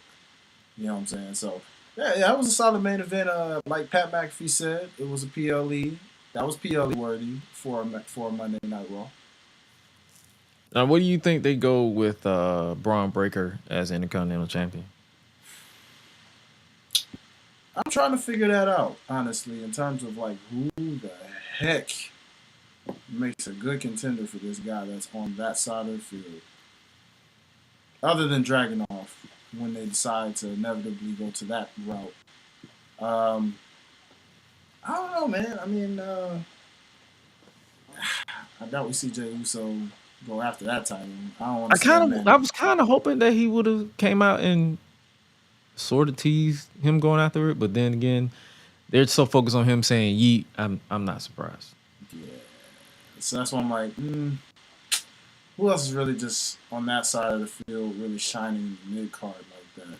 Bronson Reed is, but he's kind of just on a side quest of making a name for himself. So I don't know if they're trying to put him in like top tier or keep him mid. I don't know what they're trying to do with him just yet. They just got him squashing people right now.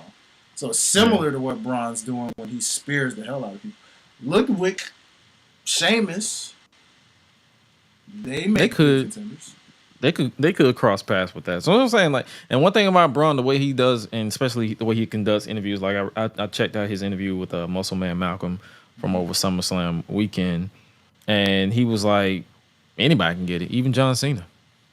So we could possibly get especially if John Cena's about to retire next year, because he has a confirmed 36 dates from January 2025 to December 2025. So he's going to be scattered throughout 2025. So I would not be surprised if we have a crossing of the guard or the passing of the torch between those two.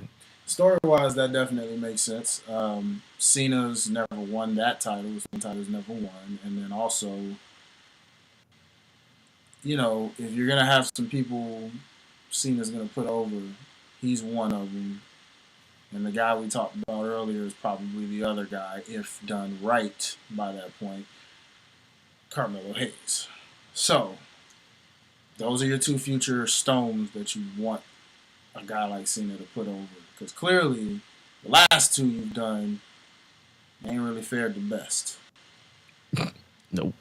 So especially far. Mr. A-Town Down Under. Especially. Because with Solo, you can still say he's a made man. I will say a lot of people have been saying that too. He's a made man because at least he's in a top feud that involves his family and it's very high profile. So you give him that, and like we said, he's getting reaction that's at least organic. But aside from that, it ain't faring too well for that guy. But as far as Braun, I kind of see that boat too. Like Braun versus Ilya is definitely a feud I would like to see them revisit it. Who else is on that? Like you mentioned, Ludwig and Sheamus and hell, I would. I want to say Jay, but I just. I'll throw one in. I got another one. It may come off like a downgrade, but It's the mid card, so eventually, there's no such thing as a downgrade. okay, then It's an Damian elevation Priest. for whoever you about to say. Damian Priest? Yeah. Nah, that's not a downgrade. Well, because you know how some people say like once you win the title and well, I guess you're right. It's not a downgrade. Maybe even Drew. Maybe. Yeah, because they haven't really. It's like they went out of their way to build that title up as pretty much on par with the world title. Yeah. So I would not be surprised. It's like over time, a Damian Priest go head to head with Braun or Drew or hell even a CM Punk. Like just to give that rub, I wouldn't be surprised. True, because that's a title he's never won either. I don't think. Nah, he's won. It was 2008. He won. He beat William. He beat William Regal. Right, he did. Never mind, he did win that title. I'm tripping. I forgot about that.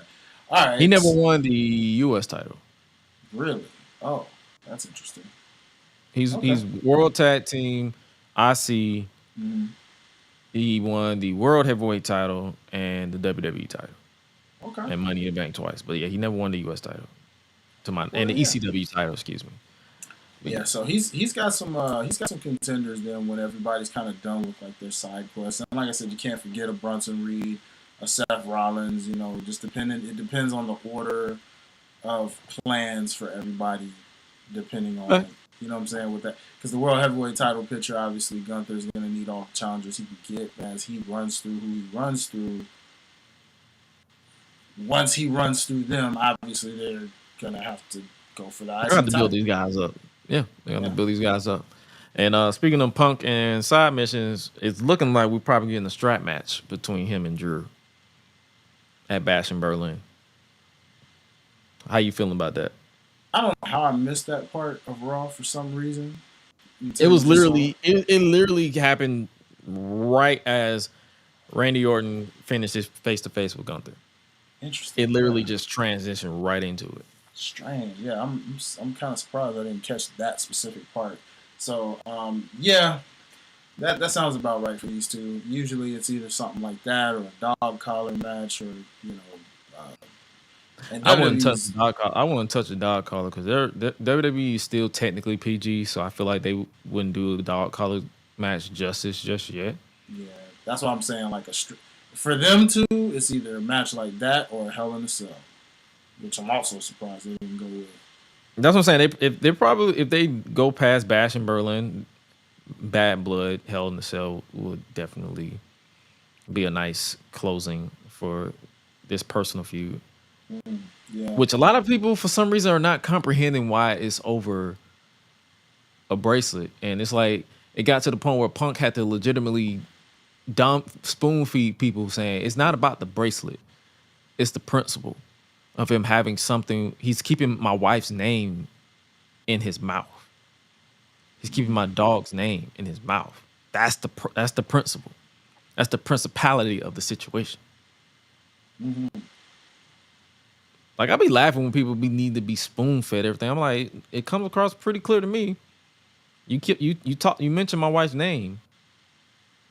I gotta fuck you up.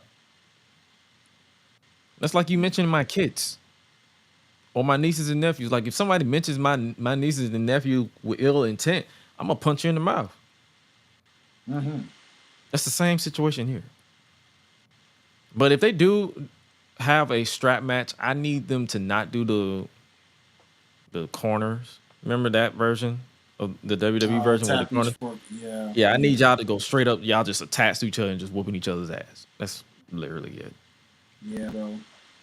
And we'll see how it plays. I mean, I could see it just being a straight up, they just whoop each other's they would want it that way more than likely. Unless, Drew's just whooping Punk so bad that four corners thing saves him. And it's like a rubber to be. That's kind of cheesy. I don't know. I never liked the four corners thing. I don't know why. I never liked it. I didn't like it when JBL and Eddie Guerrero did it. I didn't like it when JTG and Shad did it. I'm like, I just never liked the four corners. I was like, I like it when you just whoop the fuck out of each other. Like when they had the bull rope match with Dusty Rhodes and Randy Orton. I liked it when they went that route. Mm-hmm. But speaking of Randy Orton, I guess we can go ahead and do our betting odds for Bash in Berlin. Like, what's your thoughts on the build between Gunther and Randy Orton for Bash in Berlin? Like, Gunther straight up called this man's family bums and failures. I don't Gunther know does how. not care. I don't know how. That's 3 generations deep. I don't know how you know, I'm mistaken. They're all He basically said they lost. He basically said they had potential and they failed at their potential. They could have been better, but they failed at their potential. Randy Orton even said, he said, I don't know how you can say I wasted my potential when I'm a 14, soon to be 15-time world champion. I got a multitude. I got beautiful kids at home, and I have a smoking hot wife in St. Louis. How can you say I failed? He sure as hell didn't. That was what, 2-time Grand Slam? 1 time? How many Grand Slam champions? I think he's a two-time Grand Slam. It could be 1 because he's won pretty much every because I time. know Miz is in that category and he's like Miz is technically a 2-time Grand Slam, so I'm pretty sure Randy Orton is 1 time. Yeah, Because he did win the U.S. title very late. he did. A lot of people forgot about that run because it was just like, oh, We all did. It's okay. But that man's certified first ballot Hall of Famer, point blank period. You think this match? If we had to do a bet on this one, I have a feeling this one match could definitely live up to the hype of their King of the Ring. How about you? I'll bet the table. Well, let me see. What's our bar we want to set in terms of if this matches what they did the first time? I feel like because what did we rate the first match? Was it like a what was it, like a solid B plus? Yeah, somewhere around there. I feel like it'll be the same. They probably will exceed. I want to bet that it'll exceed that B plus because I feel like. So you're going over. Yeah, I'm going over B plus. Okay. How about you? I'm gonna say under, but slightly under, just slightly. Okay. Like you feel like it's gonna be a banger. It's gonna be a banger, but it's not gonna. The reason why I say I feel like it's gonna go over because one thing about Gunther, I feel like he never has the same match. That is true. He doesn't. You know, like if I look back at him versus Ilya Dragunov. Mm-hmm. I know a lot of people hate when I bring up NXT, but fuck it, it's my show. I can do what I want. If you look at his first match and his second match with Ilya with NXT UK, the second match went over the first match, but the first match was still great. Mm-hmm. So, and I think what the reason why the first match is still so great is because it was in an empty arena and you heard the violence. Yeah, that's true. So it's like I feel like this will be the exact same thing. Like the first match, it was like a B plus, but I feel like they will definitely, and knowing Randy Orton, he's going to want to be like, okay, let's go out there and have a banger. Mm-hmm. And let's go over. So, yeah. I'm still going to stick with the under slightly. Not to say that it won't be. I'm just going to say that it has a better finish than the first one did to make it slightly, it's like it'll match it, but slightly under compared to the original, just with a better finish. If that makes sense. Yeah.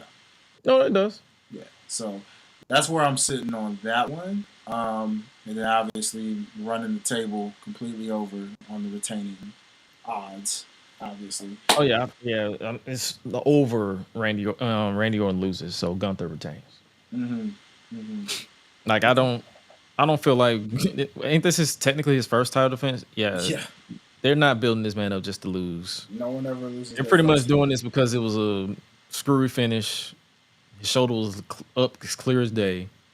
So they was like, we finna right the wrong and just get another banger match out of this. Mm-hmm. So, and this adds to the point of long game that you mentioned with Triple H because King of the Ring was a good little minute ago, and we're just now getting the return on investment on that. Yeah.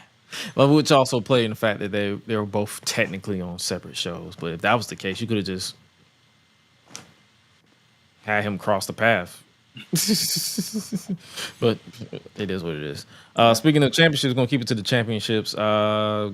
Cody Rhodes defends the undisputed WWE Championship against Kevin Owens in a match that Kevin Owens technically didn't want, because in storyline, which another story where a lot of people need to get spoon fed with the reason why Kevin Owens didn't want it. He's an honorable babyface who's been helping the Bloodline, and he was like, I didn't do anything to deserve this. So why are you doing this? But then when Nick Aldis mentioned Roman Reigns, he said, fuck that, give me the title. But as far as like, is this technically their first encounter in WWE? It is, yes, because they faced off in Ring of Honor, I believe. I could be wrong.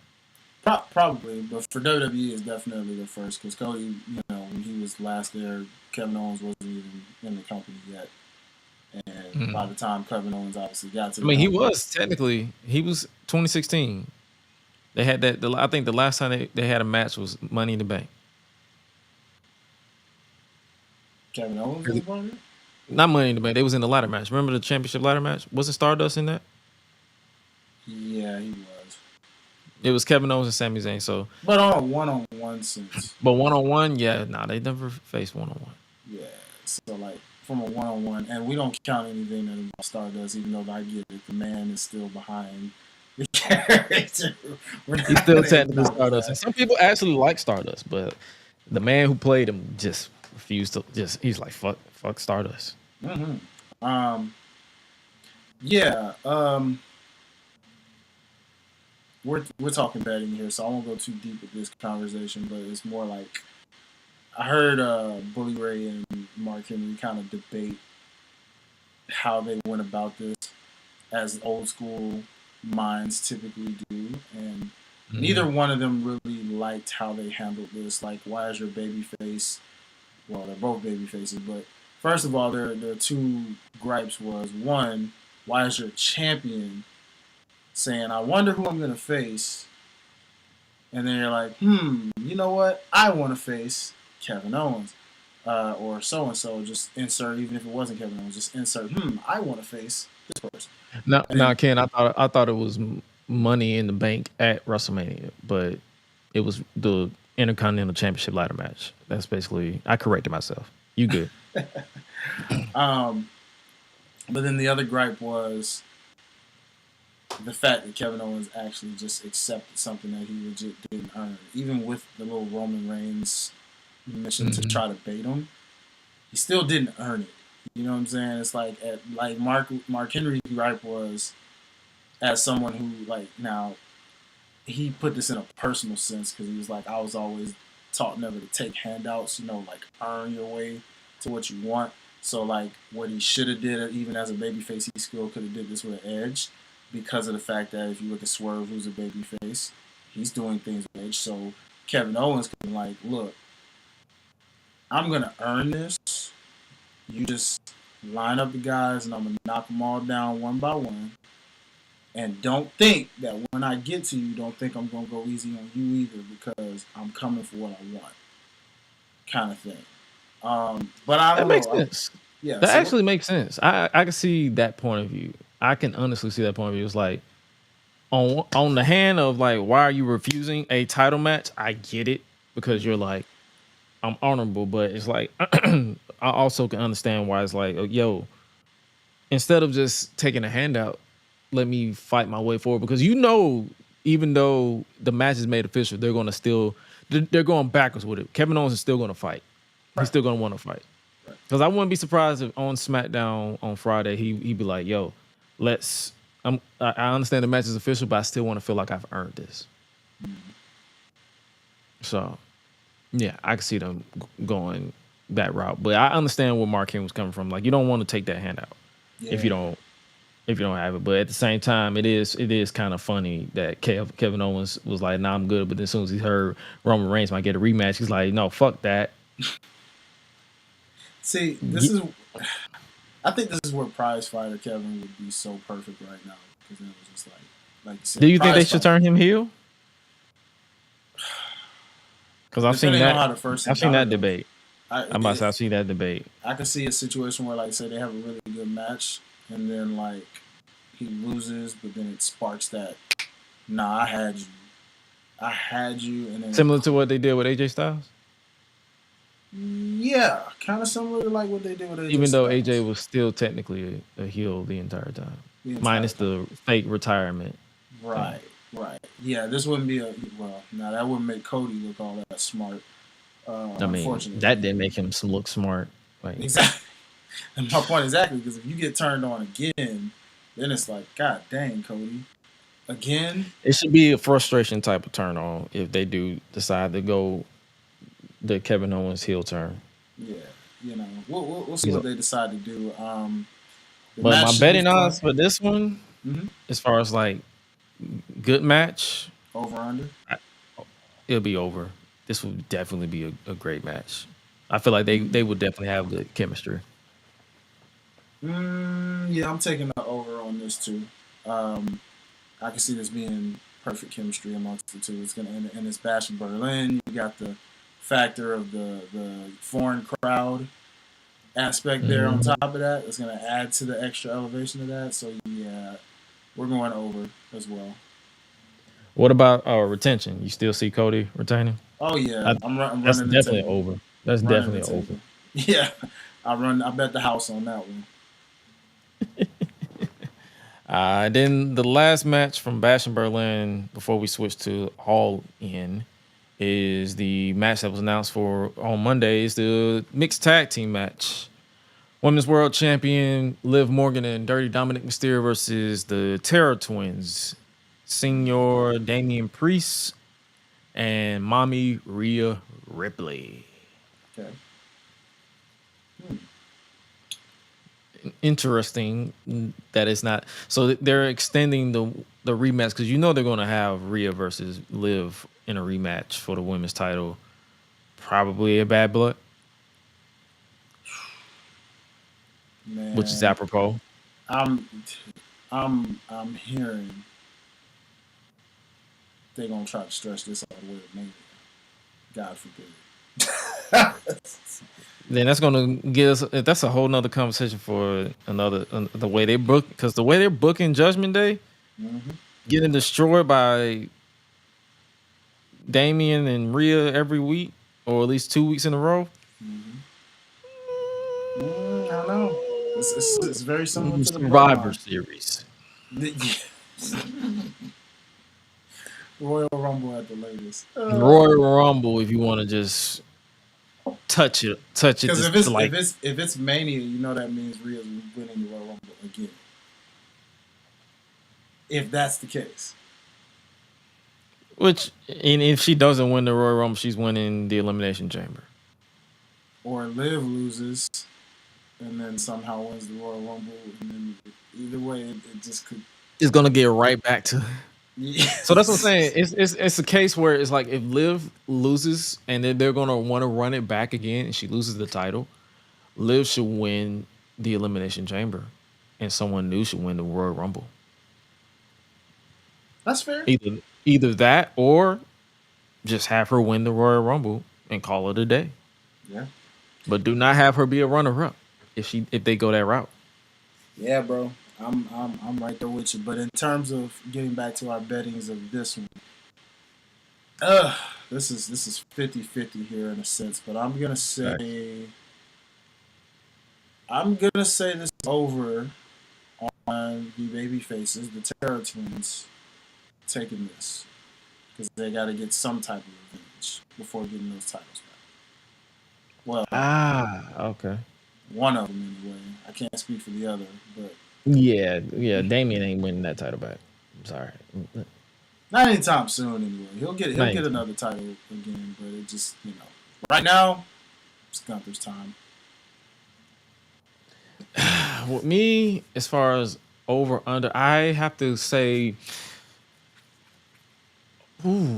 I can see over that Damian and Rhea get screwed by Finn. Ooh, okay. Because Finn is out here saying backstabbing Balor is about. So he's basically saying I'm going to play a real big part in that outcome. So I definitely see Liv and Dom winning because Finn Balor screws them. I like that, bro. All right, that's a good take. That's a real good take. I never thought about that in my aspect. I thought it was like give them the happy ending, but I like where we're going on these two. Especially the reason why I went that route too, because you saying you put it in my head that they're gonna try to extend this, and especially knowing Triple H's booking style, he's going to extend this. So yeah, it makes sense. Geez. At some point, they're gonna need some helping hands. Then I just don't know who's supposed to help them if there's gonna be more parties to neutralize. Facts. So yeah, that's pretty. And then honestly, this is the betting odds is basically just us predicting where they're going to go. This is not our official preview and predictions for the actual show. It's more so that'll come as we get closer to it. But it's just our betting odds, like the direction that they're going with it. And we're going to definitely do this pretty much every week. Actually, the more that they make matches evolve, as opposed to us just reviewing the shows, we're just going to do the betting over and under. So I guess we can do all in and then pretty much get the hell up out of here. I guess we can start off with at the top, the title versus career match. Swerve versus Bryan Danielson for the world title. Ugh, a hard one. Okay. Well, I've thought long and hard about this one. Not even gonna lie to you. Confidently, I went one way, but now, listening to a few opinions, it almost feels like I want to take the over on Bryan Danielson actually going out on top. Because apparently, by the end of the year, they'll be in Washington. Oh, for World's End? Yeah, meaning that he could hold the title up until that point and then drop it to whoever the new champion will be by that point. So, that's kind of where I'm at on that one. I'm cool with that because I'm over with Bryan winning the title because of Hangman. I feel like Hangman is going to screw Swerve out of that chip. He's obsessed with Swerve.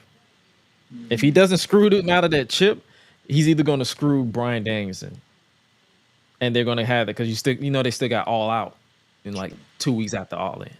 True. So it's either going to be Swerve versus Hangman non-title or Swerve versus Hangman with the title. But I definitely see my over is Swerve is screwed out of that title because of Hangman. And they might do like a triple threat at All Out. Okay. Not mad at it. But either way, I see Bryan winning that title. So. Okay. That'll be an interesting outcome for sure. Facts. So let's see what else we got. For the AEW International Championship or the American Championship, Will Ospreay versus MJF. Well, hopefully this shit doesn't go an hour. You know what? After if a television version went an hour, god dang, this one gonna go an hour and a half. Oh, fuck that. All right, brother. I'm taking the over on Will Ospreay taking his second L. So MJF retaining is how you got it. Yes, and the reason being behind this is because it feels like, and I guess I could say over, included in my over, is that I get the strangest feeling that Kyle Fletcher and Don Callis play a part in this, and screwing him and turning on him, setting that side quest of a feud, and I guess MJF continues to do this American thing. which is unfortunate. In many ways. Unfortunately, I kind of agree with you too. I see them having. My bet is over for MJF retaining the title because because he cheats because his character hasn't evolved in years, so he's not going to evolve on one night. So, yeah, MJF retains because of cheating. Yeah. I really don't care about MJF as a character anymore, so there's that. Enough of that. Next up, we have for the TNT Championship, Jack Perry defending against Darby Allin. Am I the only one who feels like this should be a stipulation? Yeah, it should. I can see a nice stipulation to this. So many different ways they could have done it. Hell, you could have did an Inferno match. They already set this man on fire. Yeah, you could have did something like that, but oof. Okay, this one's a little tricky as well. I'm going to say just barely, slightly over on Jack Perry retaining the TNT Championship. Okay. Slightly over. Yeah, I do mean slightly. Just above the midline, but we'll go with that. I don't have a particular reason behind the over. Not just yet. Not just yet. Probably because I haven't seen enough of it to really try to guess it. But it just feels like an over because I think he just won that title not that long ago. And it just feels like... At the last pay-per-view. Am I correct? I do believe so, yeah. So, looks like he'll hold on to that for at least a little while longer.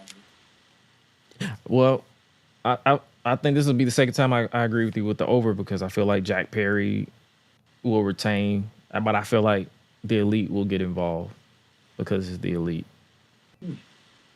So I definitely see Jack Perry retaining, and yeah, because of the Elite. I actually, you know what? I do have a reason. I don't think it would be the Elite. I think it will be the Elite, but not them directly. I think they hired somebody new. You think because of a debut member of the Elite? Maybe not even necessarily a member, just someone that they brought Enforcer. brought in from the outside as a new signee.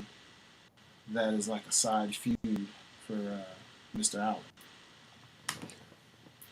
I can see that. I definitely could see that. Let's look at the chat. Okay, Cam say I'm taking Jack with highlight. Okay, that's what I'm saying. I feel like all of us are taking Jack, but it's just how they get there is our over and under stuff like that. Next up this was a match that was made for the 0 hour, but it's been building on TV. Okay, it's Chris Statlander and Stokely Hathaway versus Willow Nightingale and Tomohiro Ishii. That's going on the 0 hour. So I thought that would be. I don't know, but bet you he gonna put a Chris Jericho segment or match on the pay per view because fuck me, right? Yeah, unfortunately, I'm just gonna say over on the baby faces. That's pretty much all. I have nothing. It's just over on the baby faces. That's it. That's all I got.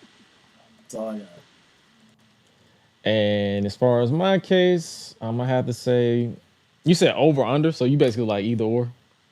Oh well, no, over on the baby faces, like running the table. Under. I don't know why I heard under. It's probably... you're good. Yeah, okay. They're running the table. I just don't see. I don't see it. They're running the table. I feel like I'm just gonna pivot because I feel like Chris and Stokely don't need to lose again. True. When it comes to Willow.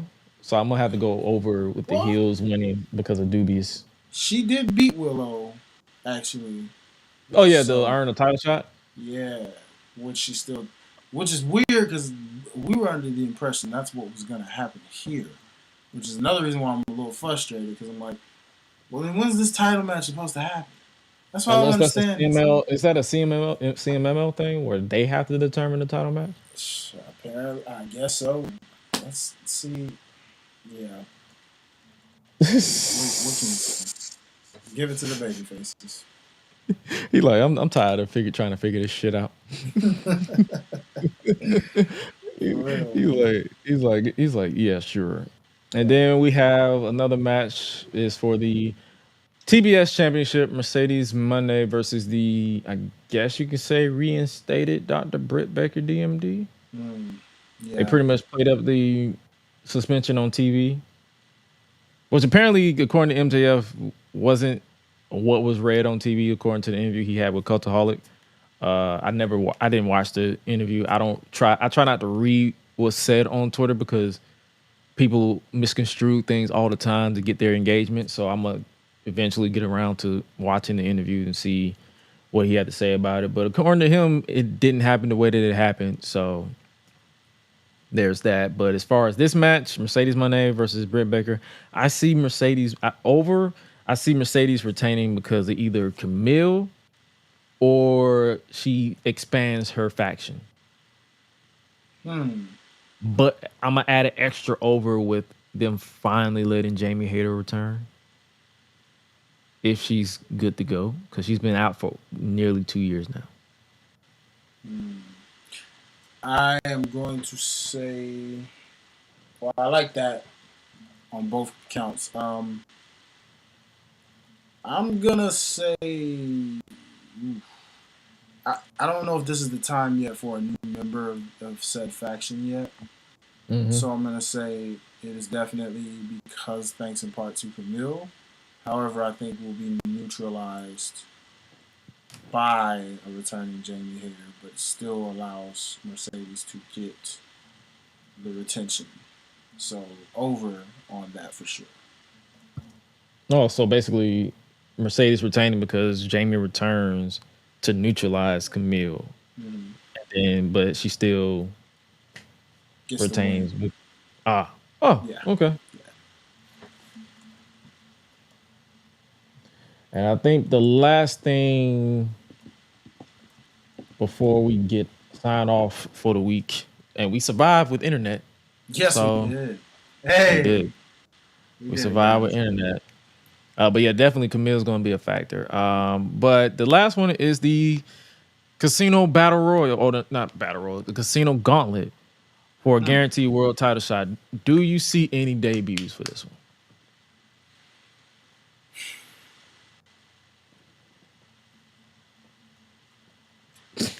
You know it. I already know. Yep. You know exactly where I'm going. It feels like it. Straight out the jump. Do Ricochet, we might as well say his name, WWE name. I don't know if he's gonna go by Ricochet or I don't know the trademark situations with that. Yeah, like wasn't that his nickname before WWE anyway? I know he had Prince Puma, but I thought he was Ricochet on the Indies. That's what I'm saying. I don't know the trademark situations with that. I believe honestly, I think they said they're going to go the route where if a person leaves the company, they're going to let them walk with the trademarks. We will see. But I definitely, so you basically voting over with Ricochet debuting. Do you see him winning though? Yeah, it kind of depends on who's in it. But so I guess for now we don't have to worry about the prediction. We just worry about the debut. Okay. Let's just do this. Let's do this. Here's over under. This is the best way to over under. Current wrestling free agents. Okay, and we'll say. According to Ken, he owns Ricochet, so he'll definitely be Ricochet.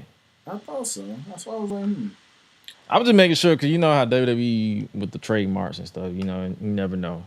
So let's go off these. This is according to Fightful. This is a list of current free agents.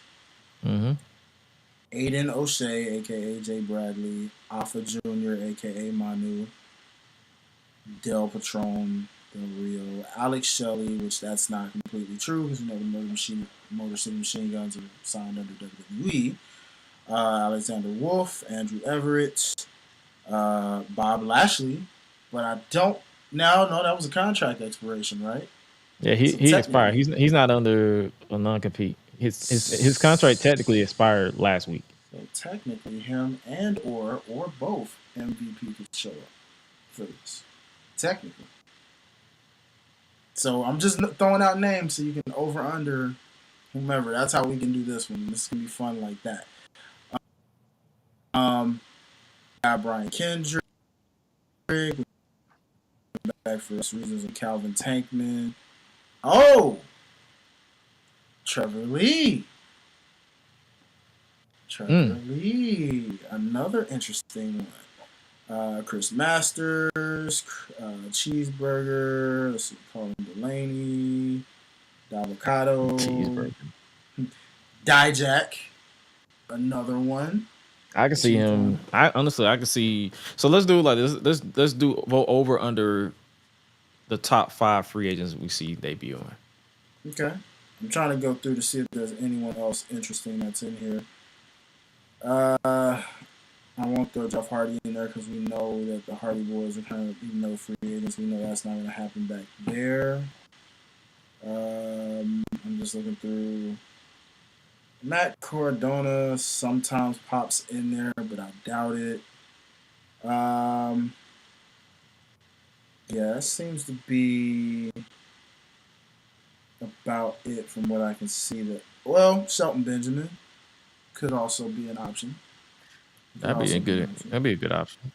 Let's see. Tyler Breeze.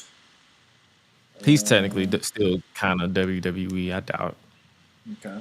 He'll pop up. Zion Quinn, Willie Mack. Yeah, let's go off top 5 based off of that. Wait, Willie Mack is not signed with AEW no more? Yeah, evidently he's under this free agent list, so I guess that means he's technically free agent. Wow. So I thought he was still on the roster. Yeah, that's what I thought. I'm like, well, okay. So based off what we see, based off some of the notable names I mentioned, you let me know, brother. Who do you think out of that? My over pick, I see Ricochet debuting, Dijak debuting, and maybe 3 random UK indie talents. Okay. The reason I say that because they're still technically in the UK. You know they're gonna have some try to get that pop from somebody from the UK. So. Okay. How about you? My over is definitely Bobby Lashley, MVP, Ricochet, and or Dijak. One of those 4, if not all of them. Okay, so you said Bobby Lashley, MVP, Ricochet, and Dijak. And maybe Dijak. Yeah, because I mean, this is all in. This is like their WrestleMania. So when you think about it, guns are. And I'm also going based off of what they did last year, where they had a lot of random, like unsigned talent pop up to pop the UK crowd. So. Agreed. But yeah, man, that's pretty much where we stand with basically All In and Clash at the Castle. Not Clash. I don't know why I keep saying Clash at the Castle. All In and Bash in Berlin because they overseas. I don't know why I keep saying that. Yeah. But Bash in Berlin.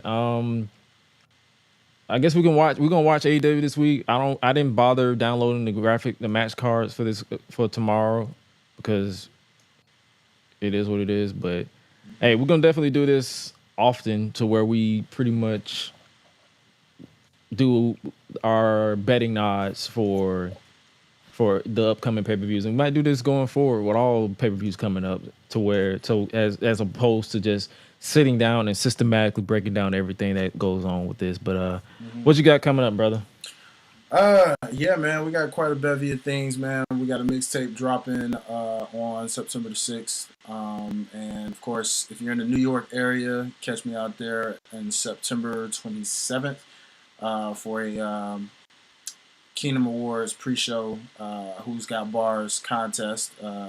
Myself and 7 other contestants battle it out in 4 rounds. Last one standing basically a battle royal, except with MCs to see who's got the best bars. You know what I'm saying? And I'm the only representative of the South in this entire lineup, so got the South on my back with this one. So if you're in the NYC area, somewhere in the Tri-Cities, come pull up to that. We'd love to see you if you're out that way. Alabama, Birmingham will be out that way November 16th. So anybody in the Alabama area, make sure you pull up on us out there. Thank you, Ken. Shout out to God for also making sure our internet was great, because we love y'all, and it's always great when the internet acts right. So thank you for that one. And other than that, man, for the most part, it was hold on for dear life. It was, you know what I'm saying? And we made it work. Thank you, Lord. But yeah, man, outside of that, I felt like there was one more show somewhere in there I'm forgetting about, but I'll just mention it next week if I forget. But yeah, man, we got a lot coming up, man. Staying busy, but y'all make sure y'all keep it locked. Follow all things OTS Media Co. We've been on a hiatus because our boy DJ is prepping for getting married in October.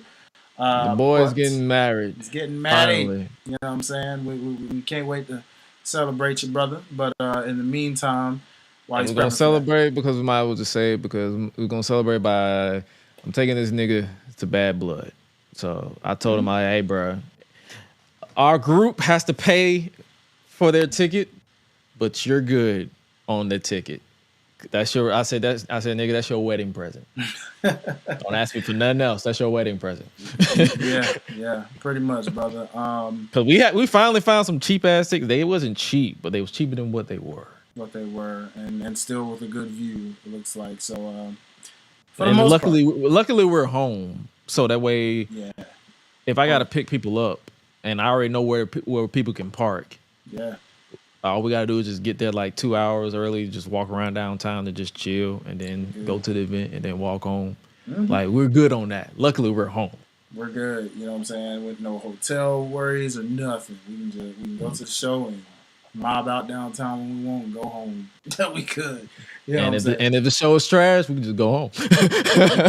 yeah, pretty much. But luckily, the pay-per-views ain't been misses.